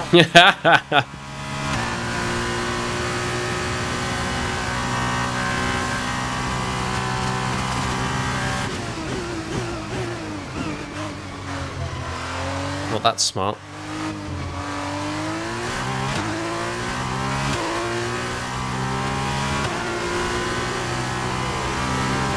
Big gamble here. Pitting early. They've fallen right to the back of the order. But hoping that being able to push on these softs is going to give me enough to not have to sweat these details.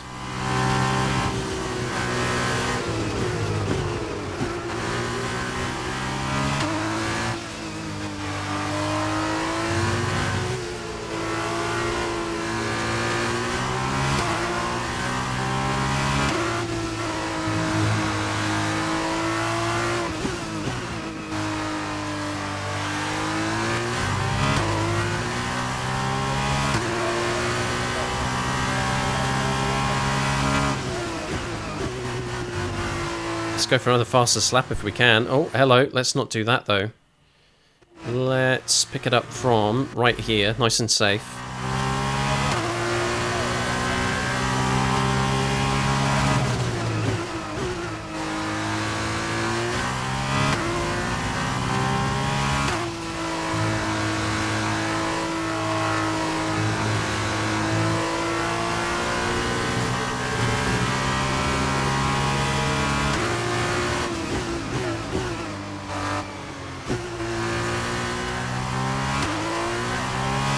Here we go.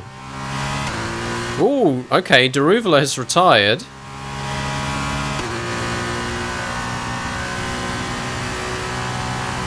Yellow flag. On circuit retirement. Okay, here we go. Yep, parked off to the side there. Nicely done.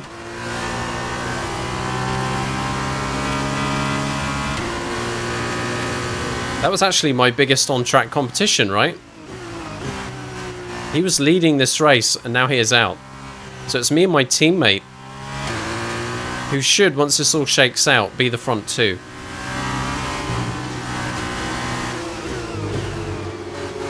Hello, Just Killer. Welcome on in.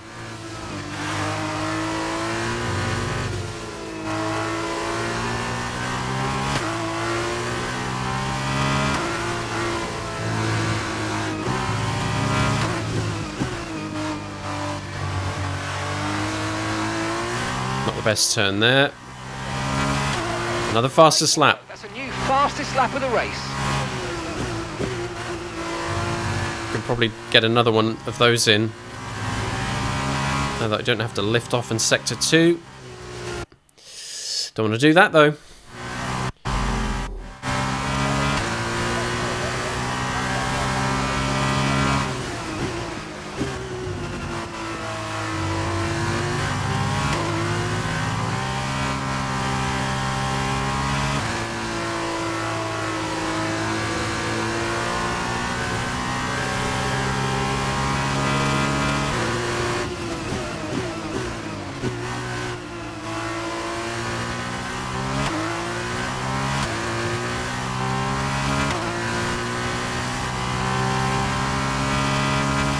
That's a red sector 1. Never mind, I'm actually starting to catch up with some of the traffic ahead. I expect that they'll all start taking their pit stops on this lap. So we'll see some position changes coming up. Made about 4 seconds or so.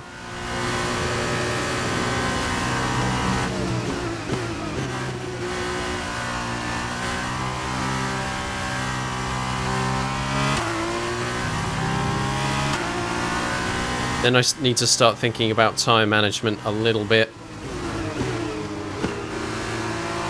Once we've got an idea of the fallout from all the pit stops. Because I'm taking a lot out of them right now.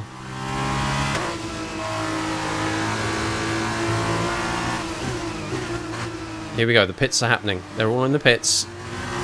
Let's see how this shakes out. Some cars are still on track.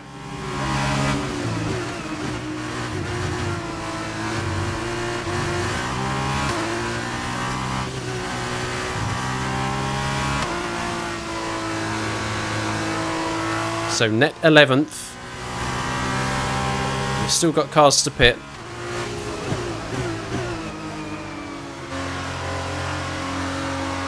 Schwartzman is behind. Now they're going to be on the super softs.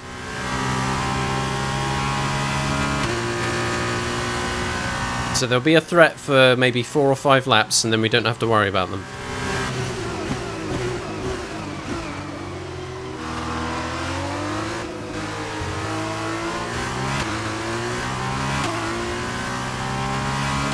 Who am I racing?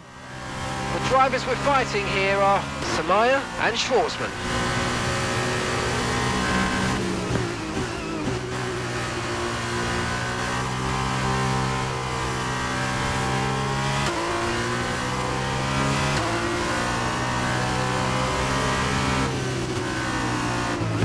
Teammate is in the pits, so I think the remainder of the drivers who are ahead are pitting on this lap. Okay, Felipe's in the pit lane. Felipe in the pits.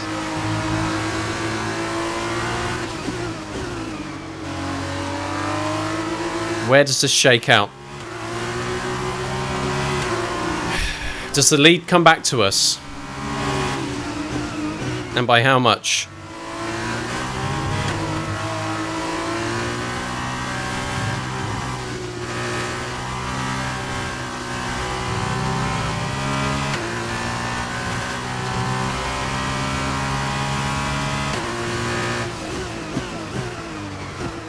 Drugovic is now 4.3 behind, so after that's all shaken out, that's maybe 2.5, 3 seconds gained. But they have a tyre advantage for the next few laps.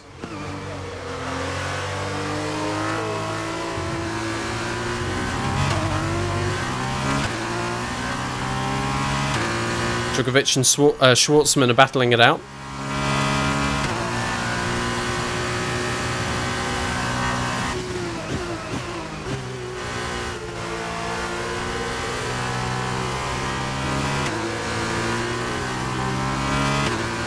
No cars threatening the mirrors quite yet. Let's hope that it stays that way. Lap 12 of 17.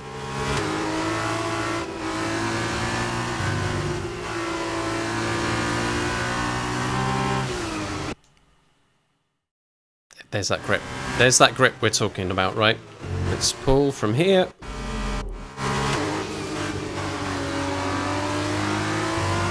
This will be the thing that means the cars start catching up. Another car is retired.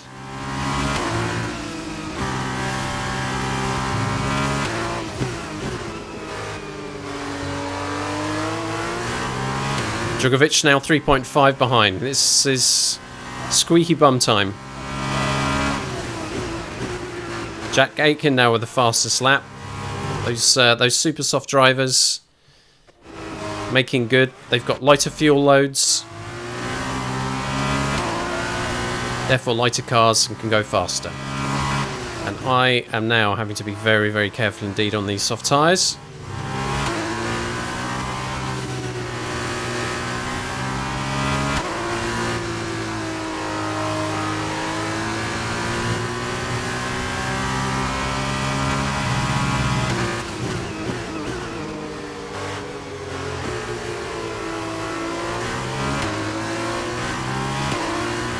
Djokovic now only 2.7, 2.5 behind. Big, big, big difference.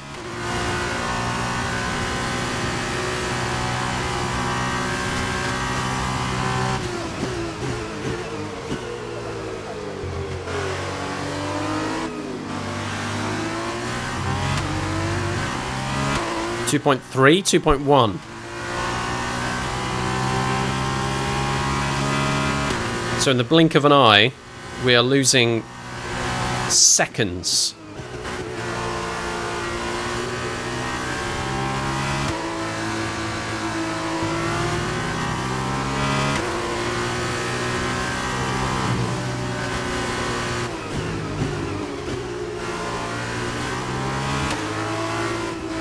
Cannot afford scrappy laps.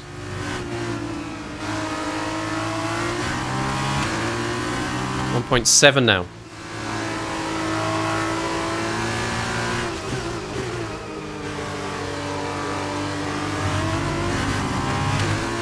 .4, 1.3. Yuri Vips with the fastest lap. Cars are visible in the mirrors.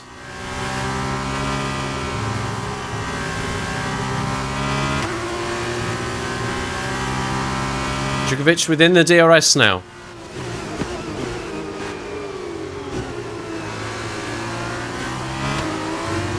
Schwartzman in third. Djokovic going for the pass. I'm going to keep on the inside. They're going to have to go around the outside here. They've got so much more speed. Look at that.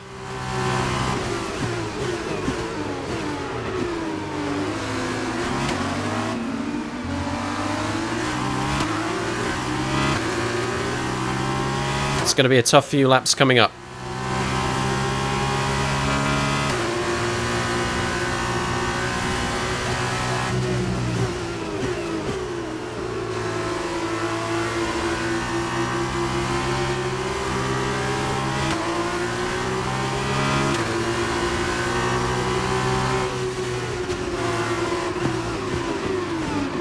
Wow.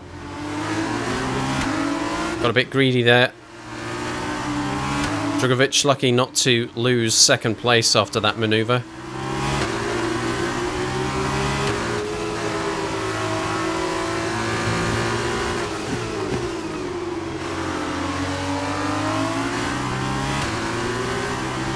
.141.8.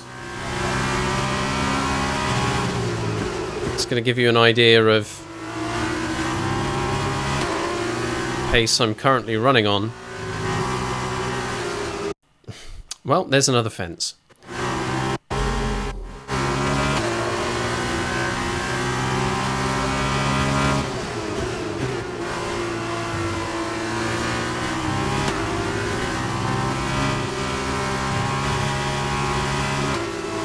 Many cars in this field pitted on lap 10 or 11.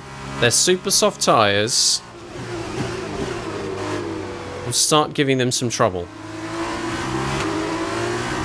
In these last couple of laps, it's possible they may not be able to push as much as they could even 2 laps previous. This is all part of the gamble.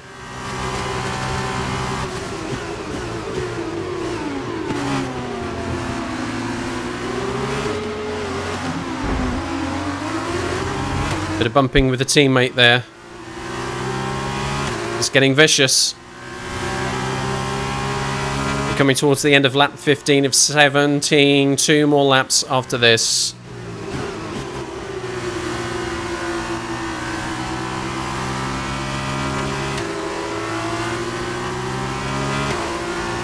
Everyone's tyres are dropping off.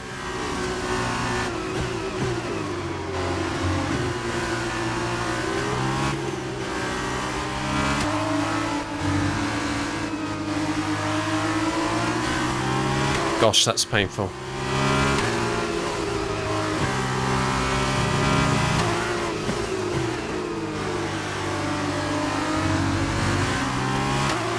These tyres are screaming. Less than half a second to my teammate behind. 2 laps to go.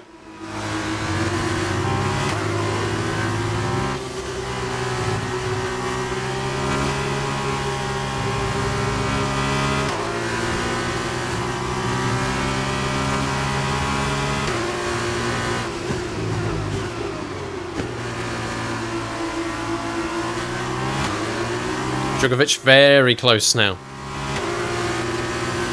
Probably has the overspeed, but is also having to defend. So, holding the inside.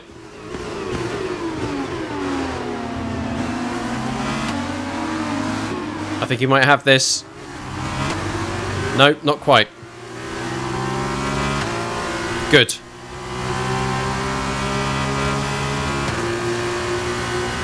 That chicane at turn 5 is the scariest point right now. I think I can probably hold my own everywhere else.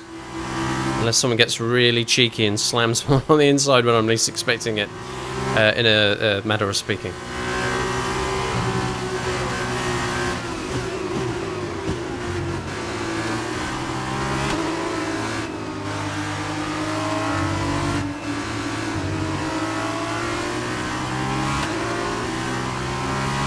Coming up to the final lap of the race here. The tyres now are probably levelling out for everybody. Okay, this is your final lap of the race. Very few opportunities left for anybody to try and take this lead position away from me. Is it possible that this strategy gamble may have paid off? Lost a little bit of rear grip there going through that turn.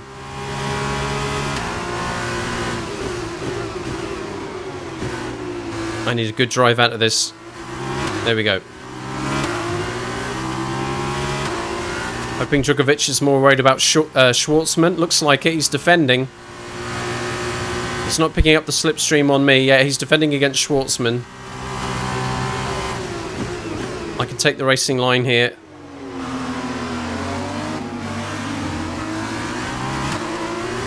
Yep, so while he's worrying about defending and their tyres are dropping off, I can extend that gap. The race win, especially after a very frustrating sprint race, the race win here in the feature race looks nailed on. Just a few more corners left and we're there.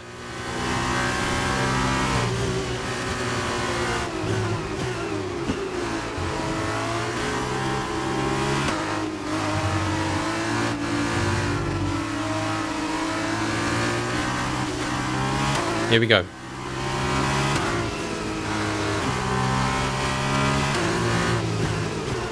Checkered flag is out. And the winner's ours. Thank goodness. Fantastic! Yes, come on, we won it! We are the drivers' world champion. What a result! Enjoy this one, my friend. Enjoy it. Driver of the day, thank you. It's been my privilege over the years to witness a number of great sporting... Donuts! And here's another to add to that prestigious list. It's the ultimate dream for any racing driver. We have a new Formula 2 world champion. That's it for another race and a fantastic win for Virtuosi. So, Davide, how exactly did they set themselves apart from the pack today? I think they kept a cool head. That's why they won today. Smooth, steady, everything bad that happened to them, they handled it calmly and professionally. Correct. That's what let them focus on getting the best out of everything else. The car, the strategy, they managed to keep out of trouble the whole way round.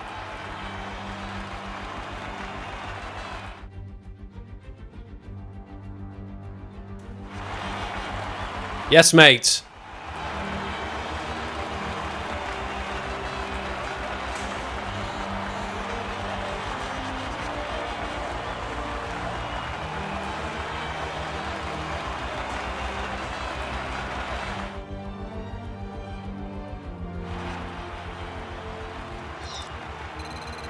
Give me that XP. So I can win a nothing. Yes, tier 4, a nice big nothing. Oh, and the glove. Smell the glove.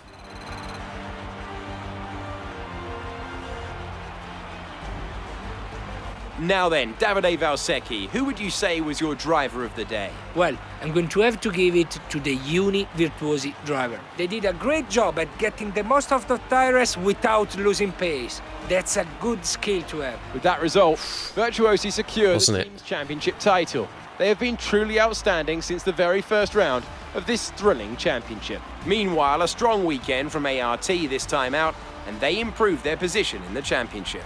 After all this drama, you would be mad not to join us for the next race. We hope to see There isn't one. Take care.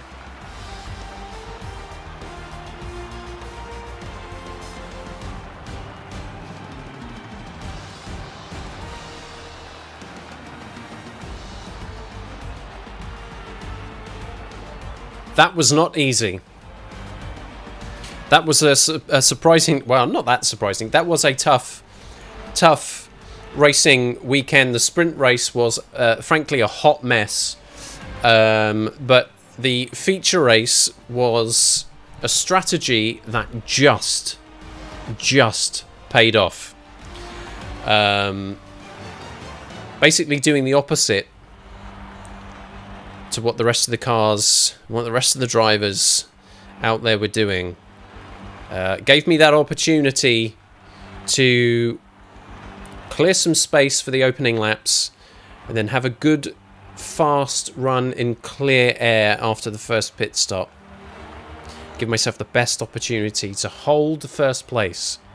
And you could see how close it got in the last few laps of that race, as after some of the other top drivers had done their pit stops, we were looking at a gap that was around about 4 seconds, dropped down to about 2 or 3 tenths. And a couple of laps of fierce defending, a bit of bumping and crunching with my teammate to keep those elbows out and hold that position meant that I could take 25 points and the race win. And secure, of course, the Formula 2 Championship. Let's have a look at these here results. My teammate Felipe Drugovich had a fantastic race. Started from 4th on the grid. Almost took the lead from me. And finished less than a second behind. So an excellent day for points for the Uni Virtuosi team. Schwartzman, my nearest competitor in the championship, finished 3rd for 15 points. The fastest lap goes to Yuri Vips, who gets a couple of extra points for that. Unfortunately, the fast laps that I set at the beginning of the race were not good enough against those who pitted on fresher tyres towards the end. We will pore over the whole weekend's results in just a moment. But that was a pretty spicy race. We should probably take a look at the highlights.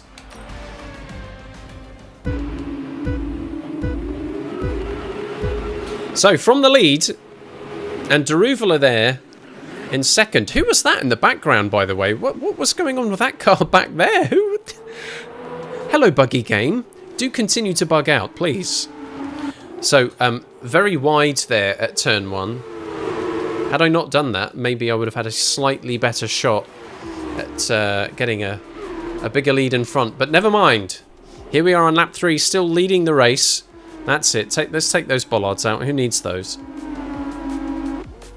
Not much else going on. Lap 5 still running out here on the super softs.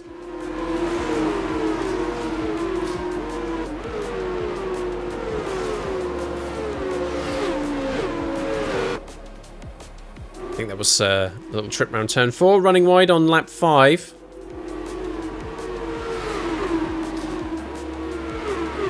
So that's Daruvula taking the lead at that point and getting very close to my teammate Felipe Drugovich. This is as the super soft tyres were past their best. A little bump with the wall as well for good luck.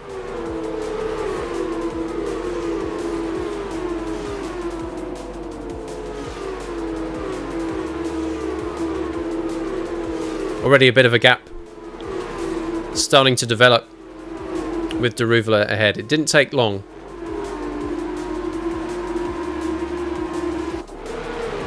It's just as well, really, that I held out until lap 7 before pitting.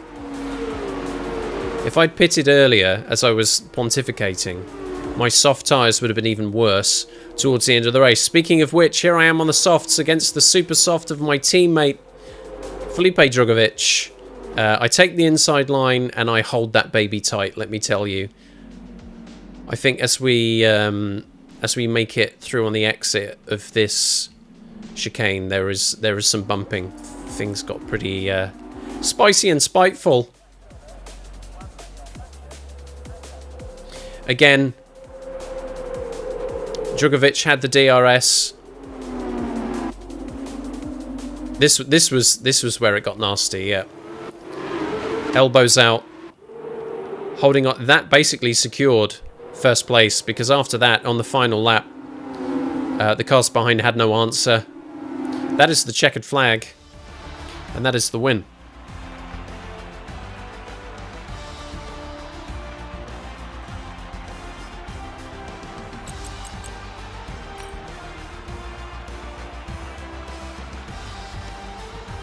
Look at this. Every other car, soft to super soft. Every other car.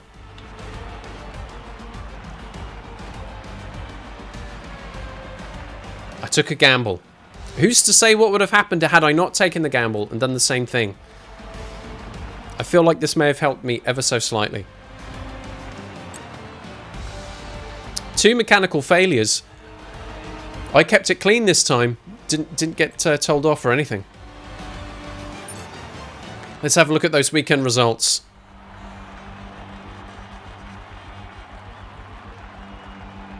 Well, when it comes to the weekend as a whole, 4 points for qualifying and 25 points for a race win in the feature race is probably as good as it could be.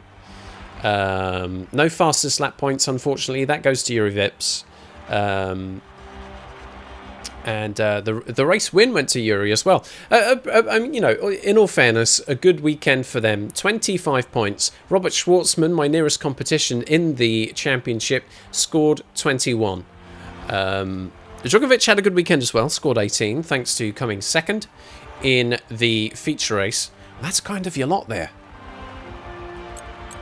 Let's take a look at the standings. This is how things shake up.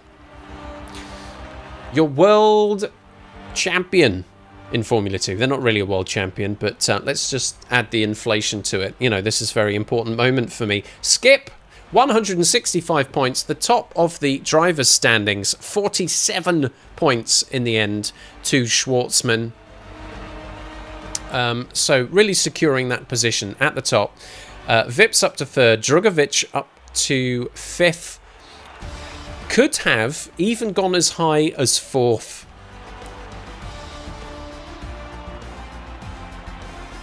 Team standings. Univirtuosi Racing. At the beginning of the Formula 2 season, almost all of its points were scored by Drugovich. I had a couple of nightmare races near the beginning. Things have really turned around. 71 points ahead of Prema. So all good there. And that, ladies and gentlemen, and others, is our Formula 2 season done and dusted.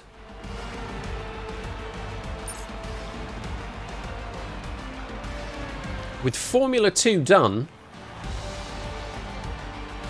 we now turn our eyes to Formula 1 and the F1 2022 season.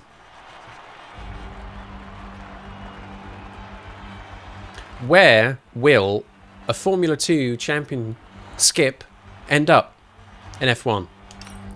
We need to find out.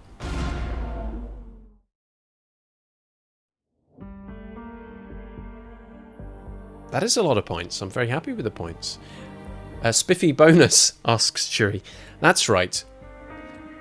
More fake money, probably.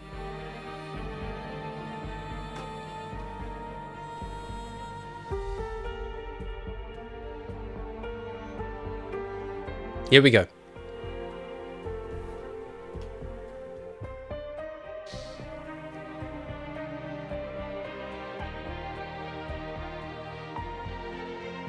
10 teams.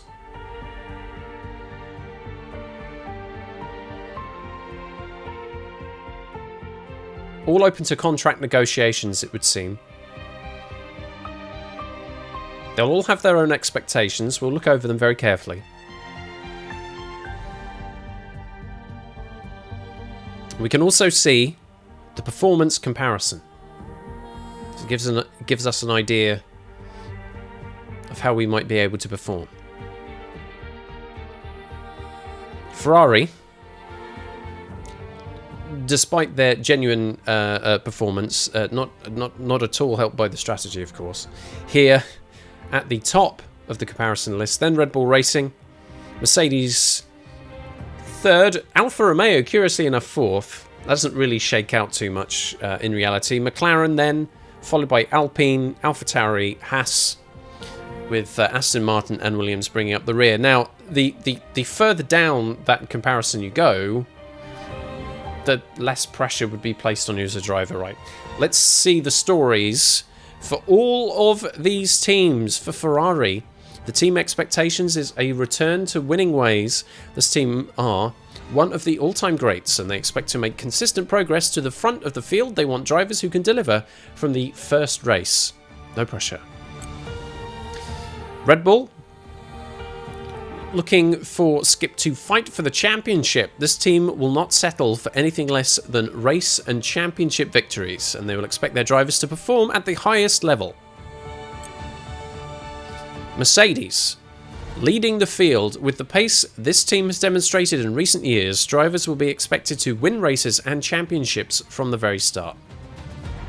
Top three teams, tall orders all. Alfa Romeo, this team has a long and storied history in the sport, and they expect to compete well in the midfield and score regular points.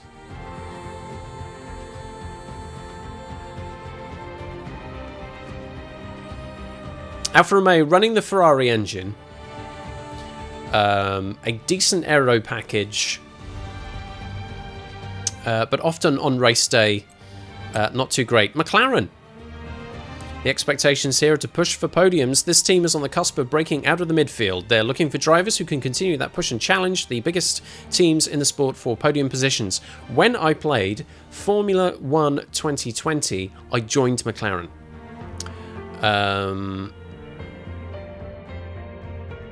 They were a slightly better performing team, I think, in 2020 than in 2022, but we shall see. Alpine. The expectations here are to control the midfield. This team are former champions and have been pushing forward once again in recent years. They need drivers to continue that development and complete their charge towards the front. Then we definitely move into the second half of the field. AlphaTauri. Consistent performance is their expectation, with a reputation of developing promising drivers and attracting technical expertise. This is a team that expects consistent points and has ambitions to be at the very front of that midfield pack. Then Haas, the American team running a Ferrari engine that has had a better season than the last couple. Their expectations are to claim position. This team are looking to embark upon a new era of competition and are looking for drivers who can help them achieve consistent improvement and fight the midfield team for points. Then our last two. The surprisingly underperforming but very well backed Aston Martin are asking for a push for podiums. This team has become a leading midfield outfit and wants to continue that charge forward, over the next few seasons.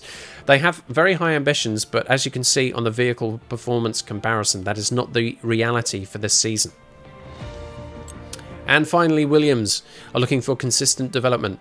This ambitious team is one of the most prestigious names in the sport.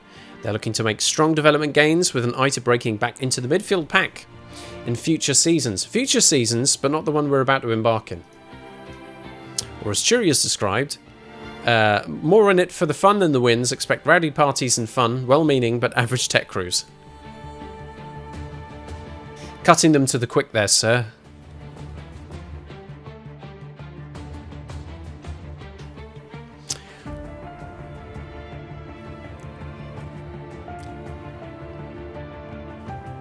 Now, I've just noticed I have not paid out on the predictions, so let's do... in all the excitement of becoming a champion, I let that go to my head, and I haven't paid out. So, of course, the finish was a win. Gilly fam, congratulations. You win 3,100 engagements. Very astute, sir. So, the team that we're going to pick.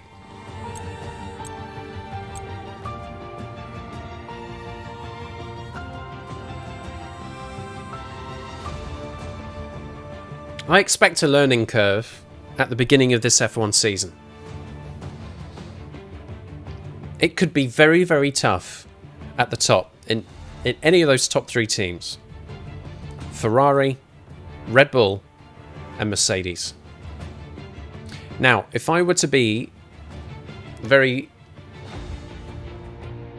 very motivated by the possibility of race wins and race wins only, then obviously I'm going to Red Bull, right? Based on the fact that we're already halfway through an actual F1 season, we know how well that car's doing.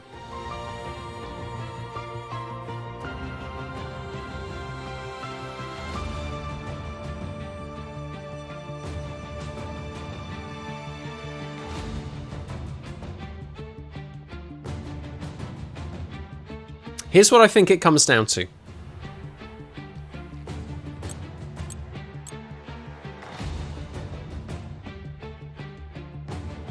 I'm looking at Ferrari, McLaren, and Mercedes.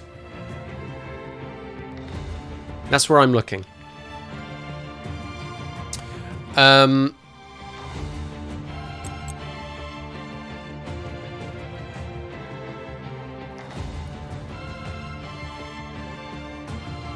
If I go in Red Bull Racing, Verstappen is going to be my teammate. That's going to be a very, very difficult bar to get anywhere near, right? I don't fancy it. In Ferrari, probably up against Charles Leclerc. Fast, yes, but not Verstappen. But there will be additional pressure to perform while in Ferrari. Number 2 driver in Mercedes. Now, that's interesting. I expect that'll put me up against Lewis Hamilton, right, instead of George Russell, who I would argue is in the real life actually had the better season. And McLaren would see me up against Lando Norris. When I was in McLaren in F1 2020, I think I was up against Norris for that first half of the season before I moved to Racing Point for the second half. I've turned driver moves off for this. So once I'm in a team for a season, I'm stuck there. I think I'm going to put this out to a poll.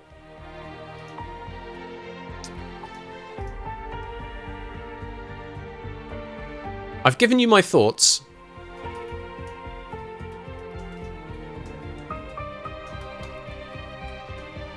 Let's see what you think.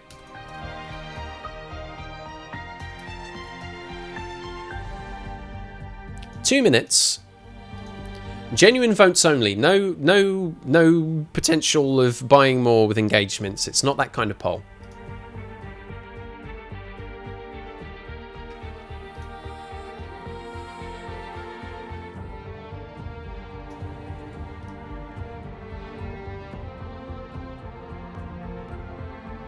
Mercedes, McLaren, or Ferrari?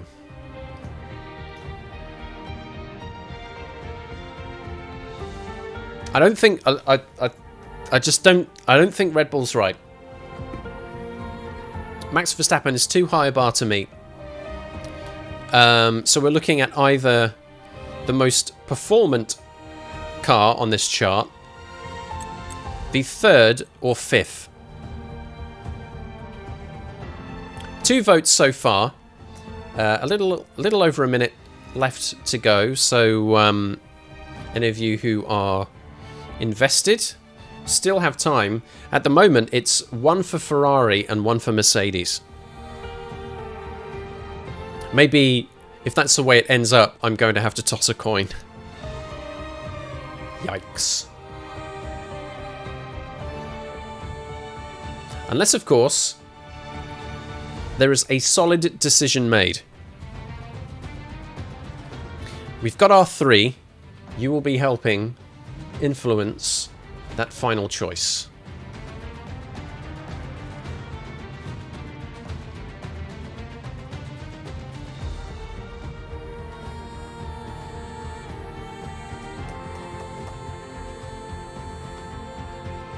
It's a difficult one, isn't it?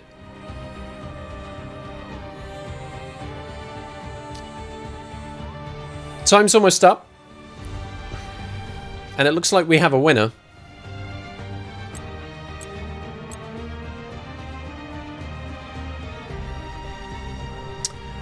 (67% to 33). Mercedes versus Ferrari. Mercedes is the winner of that poll. I'm inclined to agree with you, folks. I think it's a good mix of performance and realism. Let's go. Who? Now, I get to choose my teammate. That's incredible. Like, I actually have the possibility to push Lewis Hamilton out of the game. Am I up against Lewis or am I up against George?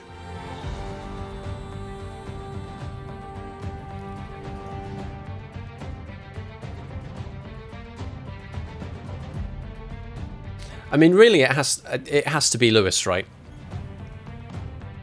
Lewis has to be the teammate here. I'm sorry, George, but I'm taking your seat, pal. Custom season? Well, actually, I'm going for the full thing. 22 race season, everybody. This is how it looks. We start at Bahrain, then Jeddah. We only did a couple of races back here in F2. Race 3 in Albert Park in Australia, recently reprofiled.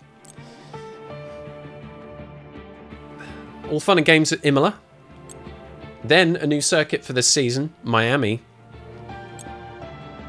Then into the European section with Spain, Monaco, oh my god, Azerbaijan, a quick trip in a plane to Canada before we go back to Silverstone, Austria, France, and Hungary for the summer break. Then Spa-Francorchamps in Belgium, Zandvoort in the Netherlands, back to Italy for Monza, and then abroad again, Singapore, Japan, Circuit of the Americas in Austin, Texas, Mexico, Brazil, and finishing off at the Yas Marina circuit. That's it. That is our full season. We'll be doing them all.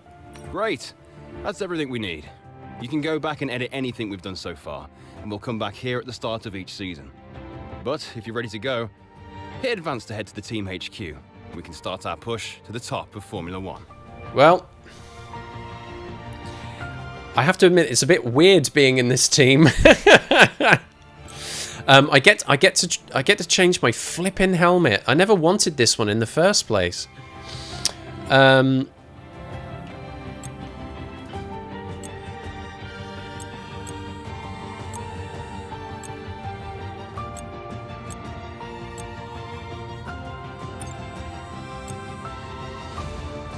Look at these, look.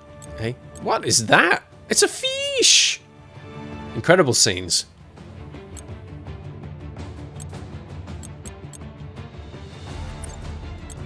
Yeah, I never wanted that one.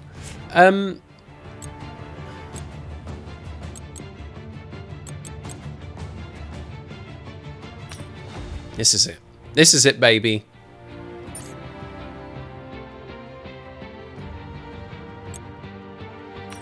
How are my poses, by the way?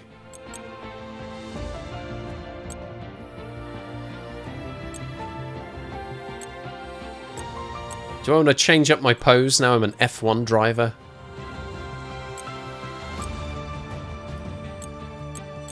Two different kinds of crossed arms there. That one's a bit more intense than that one.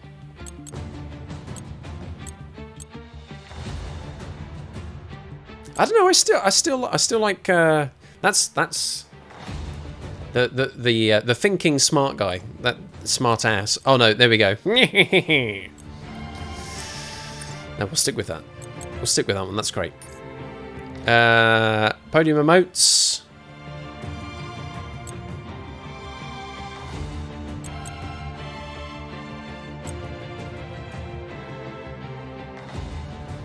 Very good. Woohoo! 2 different heel kicks there. That one where you don't do it at all. That one where you do it. Nice. No, we'll stick with that one, I think. Although that one is pretty cool. Dee-dee-dee-dee. Yes, mate. Let's go with that one.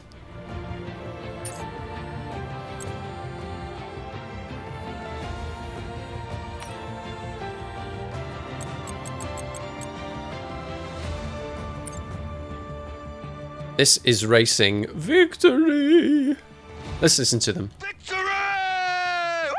Woo! Woohoo! This is racing!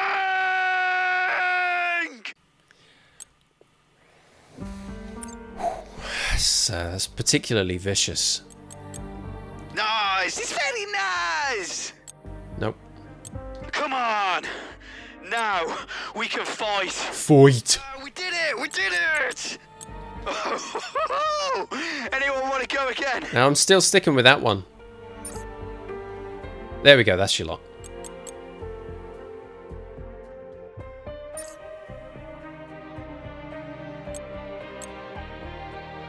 So, I finally get to race with the actual helmet I wanted to race with. That's all baked in. Here I am, ready to advance. To team headquarters we go.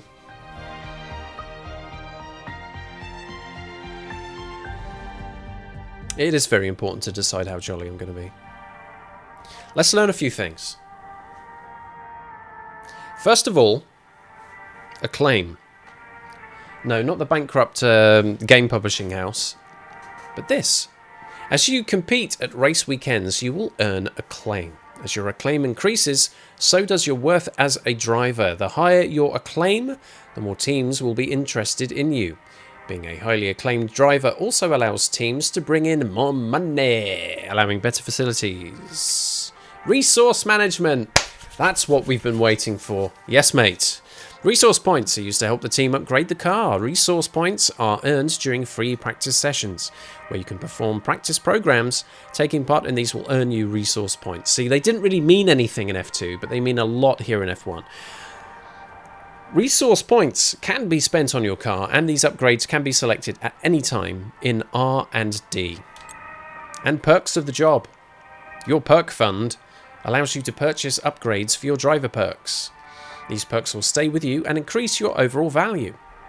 The perk fund is built up from anything negotiated over your base salary during contract negotiations. You can spend it any time in the Team HQ by going to Corporate and then Contracts. Here we are. Now we're back in old familiar territory. This is a place we spent a lot of time in F1 2020, and here we are at last in F1 22. It is the 1st of March. We've got 2 weeks worth of weekly resources and a car reveal to come up before we hit the opening Grand Prix. Let's check those messages. Here's the career mailbox. Available from the workstation, the mailbox is the principal means by which your team and others will communicate. Stay informed, etc. blah.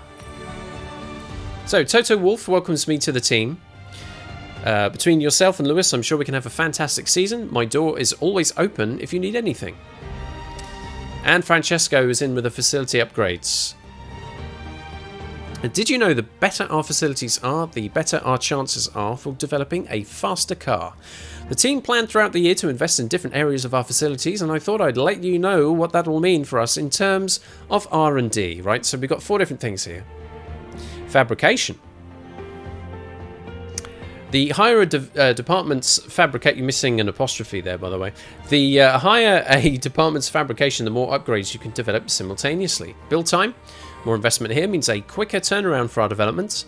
Quality control. With better quality control, we will see less chances of developments failing and resource point generation. Investment here will see our weekly resource points increased. Thank you very much. Those are our messages so far.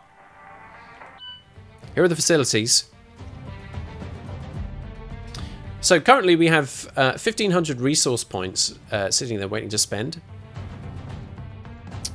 And you can see fabrication, build time, quality control, and resource point generation. These are the facilities across aerodynamics, chassis, durability, and powertrain. So at the moment, aero, powertrain, and chassis are all spec 3. Durability, however, is lagging behind on spec 2. We'll come back to that. Here's R&D. We'll be spending quite a bit of time here over the course of the season.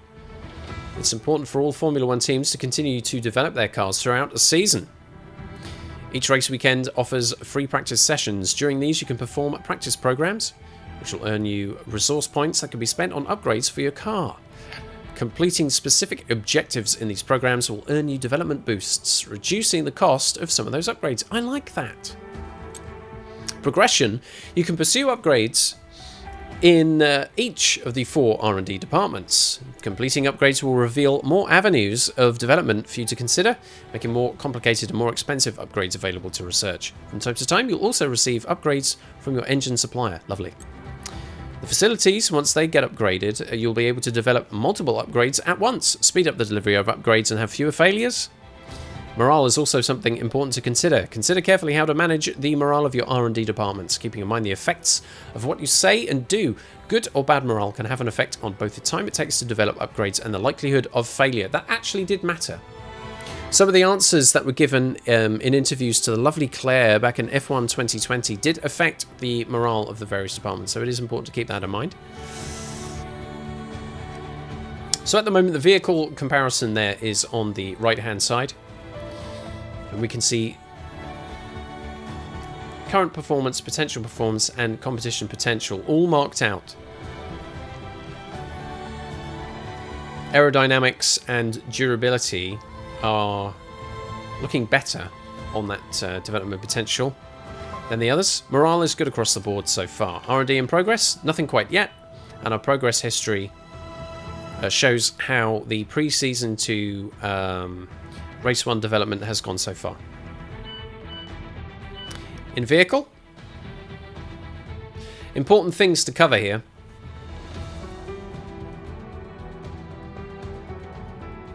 The internal combustion engine, the MGU-K, MGU-H, and the turbocharger have 3 units that are supposed to last the entire season.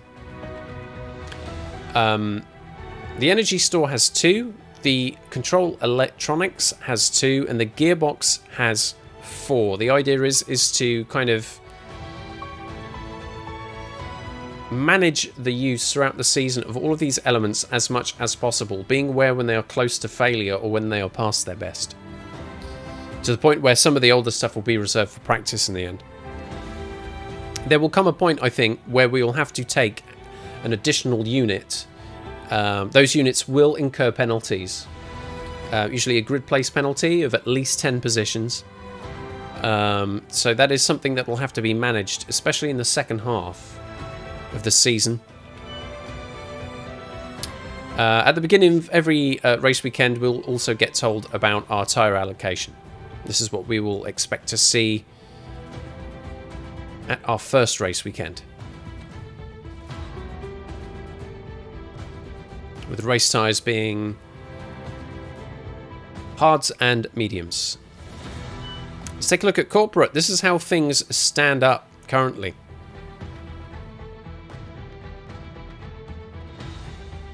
My contract runs until the halfway, or just under the halfway point of the season.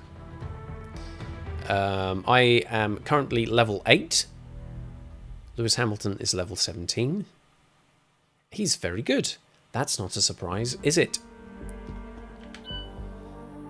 I can customize myself. That's lovely. In driver perks. By perks to become a better driver both on and off the track. Any fee you negotiate over your base salary in the contract negotiation is cash you can spend on these perks. Yes, man. So here we go. Here are my choices. I've got 300k to spend for my first perk. Social media team. So all the banter and memes on display will increase my driver acclaim by 10%. So the driver acclaim will accrue faster, and those benefits of hitting those higher levels will come in quicker. Or power mapping. Engine wear will be reduced by 10%. Could be quite useful, that one. Or development feedback, where resource point income will be boosted by 10%. So, it comes down to, do I want to increase the rate at which I accrue acclaim, increase the amount of resource points for car development, or increase the amount of performance effectively out of the engines because they wear less? What would I prefer? My feeling is resource point income. I'm going to be doing a lot of practice sessions. Increasing that income by 10% would help an awful lot. So let's go with that. There we go. That's going to leave me with 50k for the rest.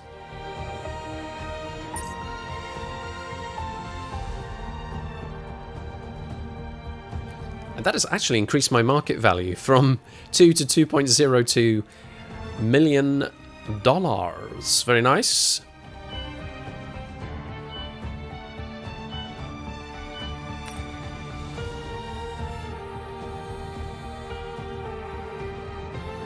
So this is interesting. This is a different layout here than I've seen before. We used to have like this progress tree. Now we look at the departments quite differently. So in aerodynamics, we've got lots of hot flap action on the front downforce, also rear downforce via Venturi tunnels and beam wing. So we can see that once we do one, it unlocks another one. The progress trees seem a little bit more straightforward. Chassis cable assembly coming up with 1,500 to spend, right? So we can either make developments to individual parts of the vehicle, gearbox, ICE, all that stuff, or we back out and we focus on the facilities. I would want to bring durability up, right? We've got powertrain, chassis and aerodynamics all on 3 at some point. Fabrication and chassis here, 3 and 3. Powertrain up a little bit more. Let's bring durability up a little bit as well, shall we? Can I do that? Not yet.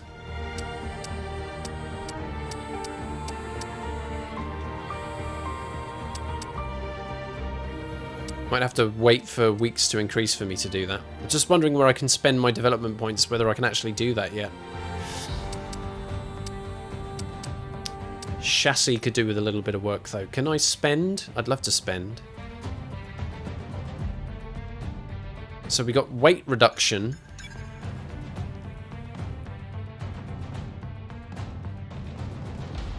That would be ready and in place before our first race.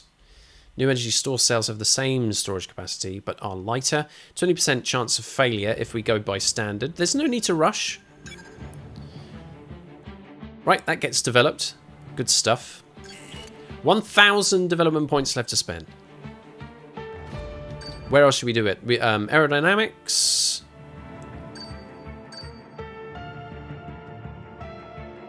Powertrain.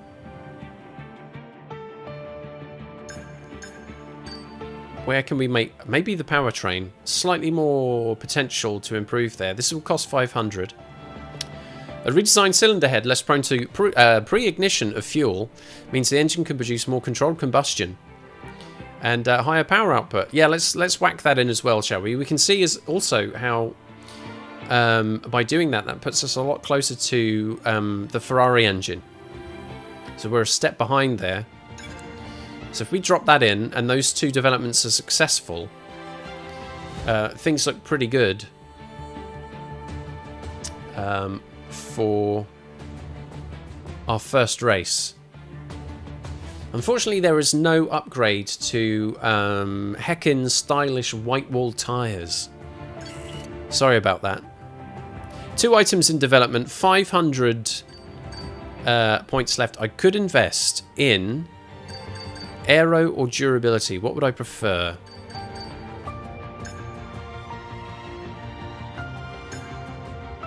No real difference, I don't think, there. How will that compare? We would be leading the way, actually, on the gearbox. We could really do with it on the aero. Where would be beneficial? Venturi tunnels? Or front wing? Very similar. I'm going to say Venturi tunnels. 20% chance of failure here. That'll spend all of our development points at this point. Good to get a few extra things underway before we start racing. 3 items in development. There we go, all marked out. And on the overall vehicle performance comparison, that brings us ever so slightly closer to Red Bull and a little further away from Alfa Romeo. No bad thing.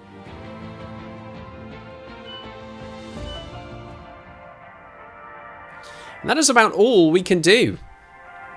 So we've got 2 weeks worth of weekly resource points and a car reveal to come up. Let's advance time. 550 resource points. How are our developments? All successful. More weekly resources. Okay, we've had the new parts come through the fabrication process. We'll have them with us for the next Grand Prix. Nice.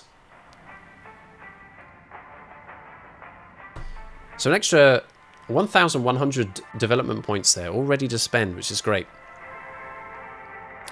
Time for the car reveal. It's not that exciting.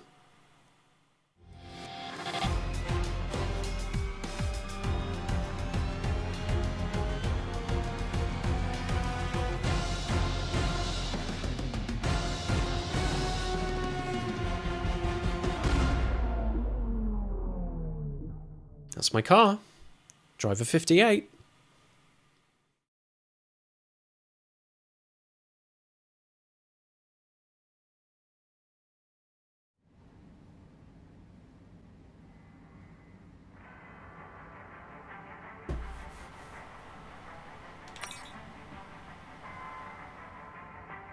And then the race weekend.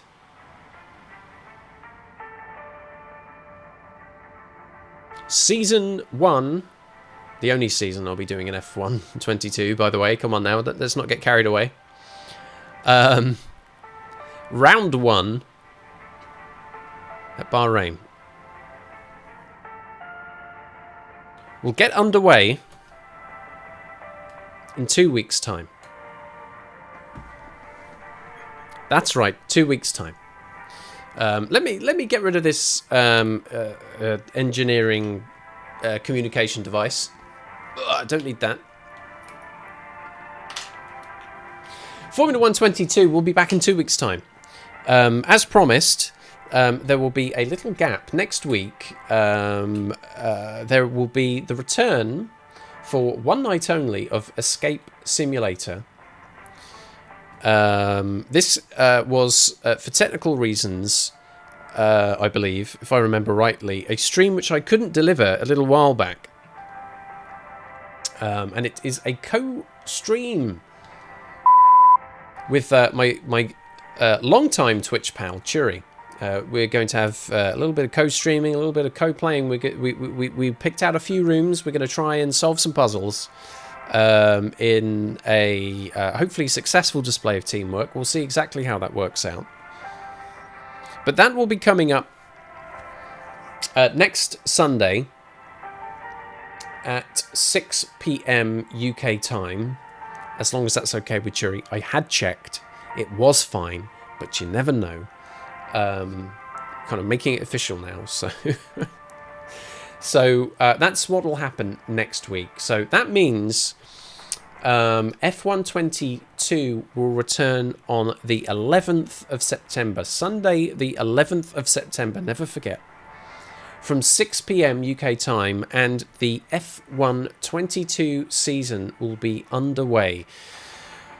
50% still. So we're looking at 3 practice sessions and a hot qualifying lap before a 50% race duration that comes underway. So there will be quite long evenings to come.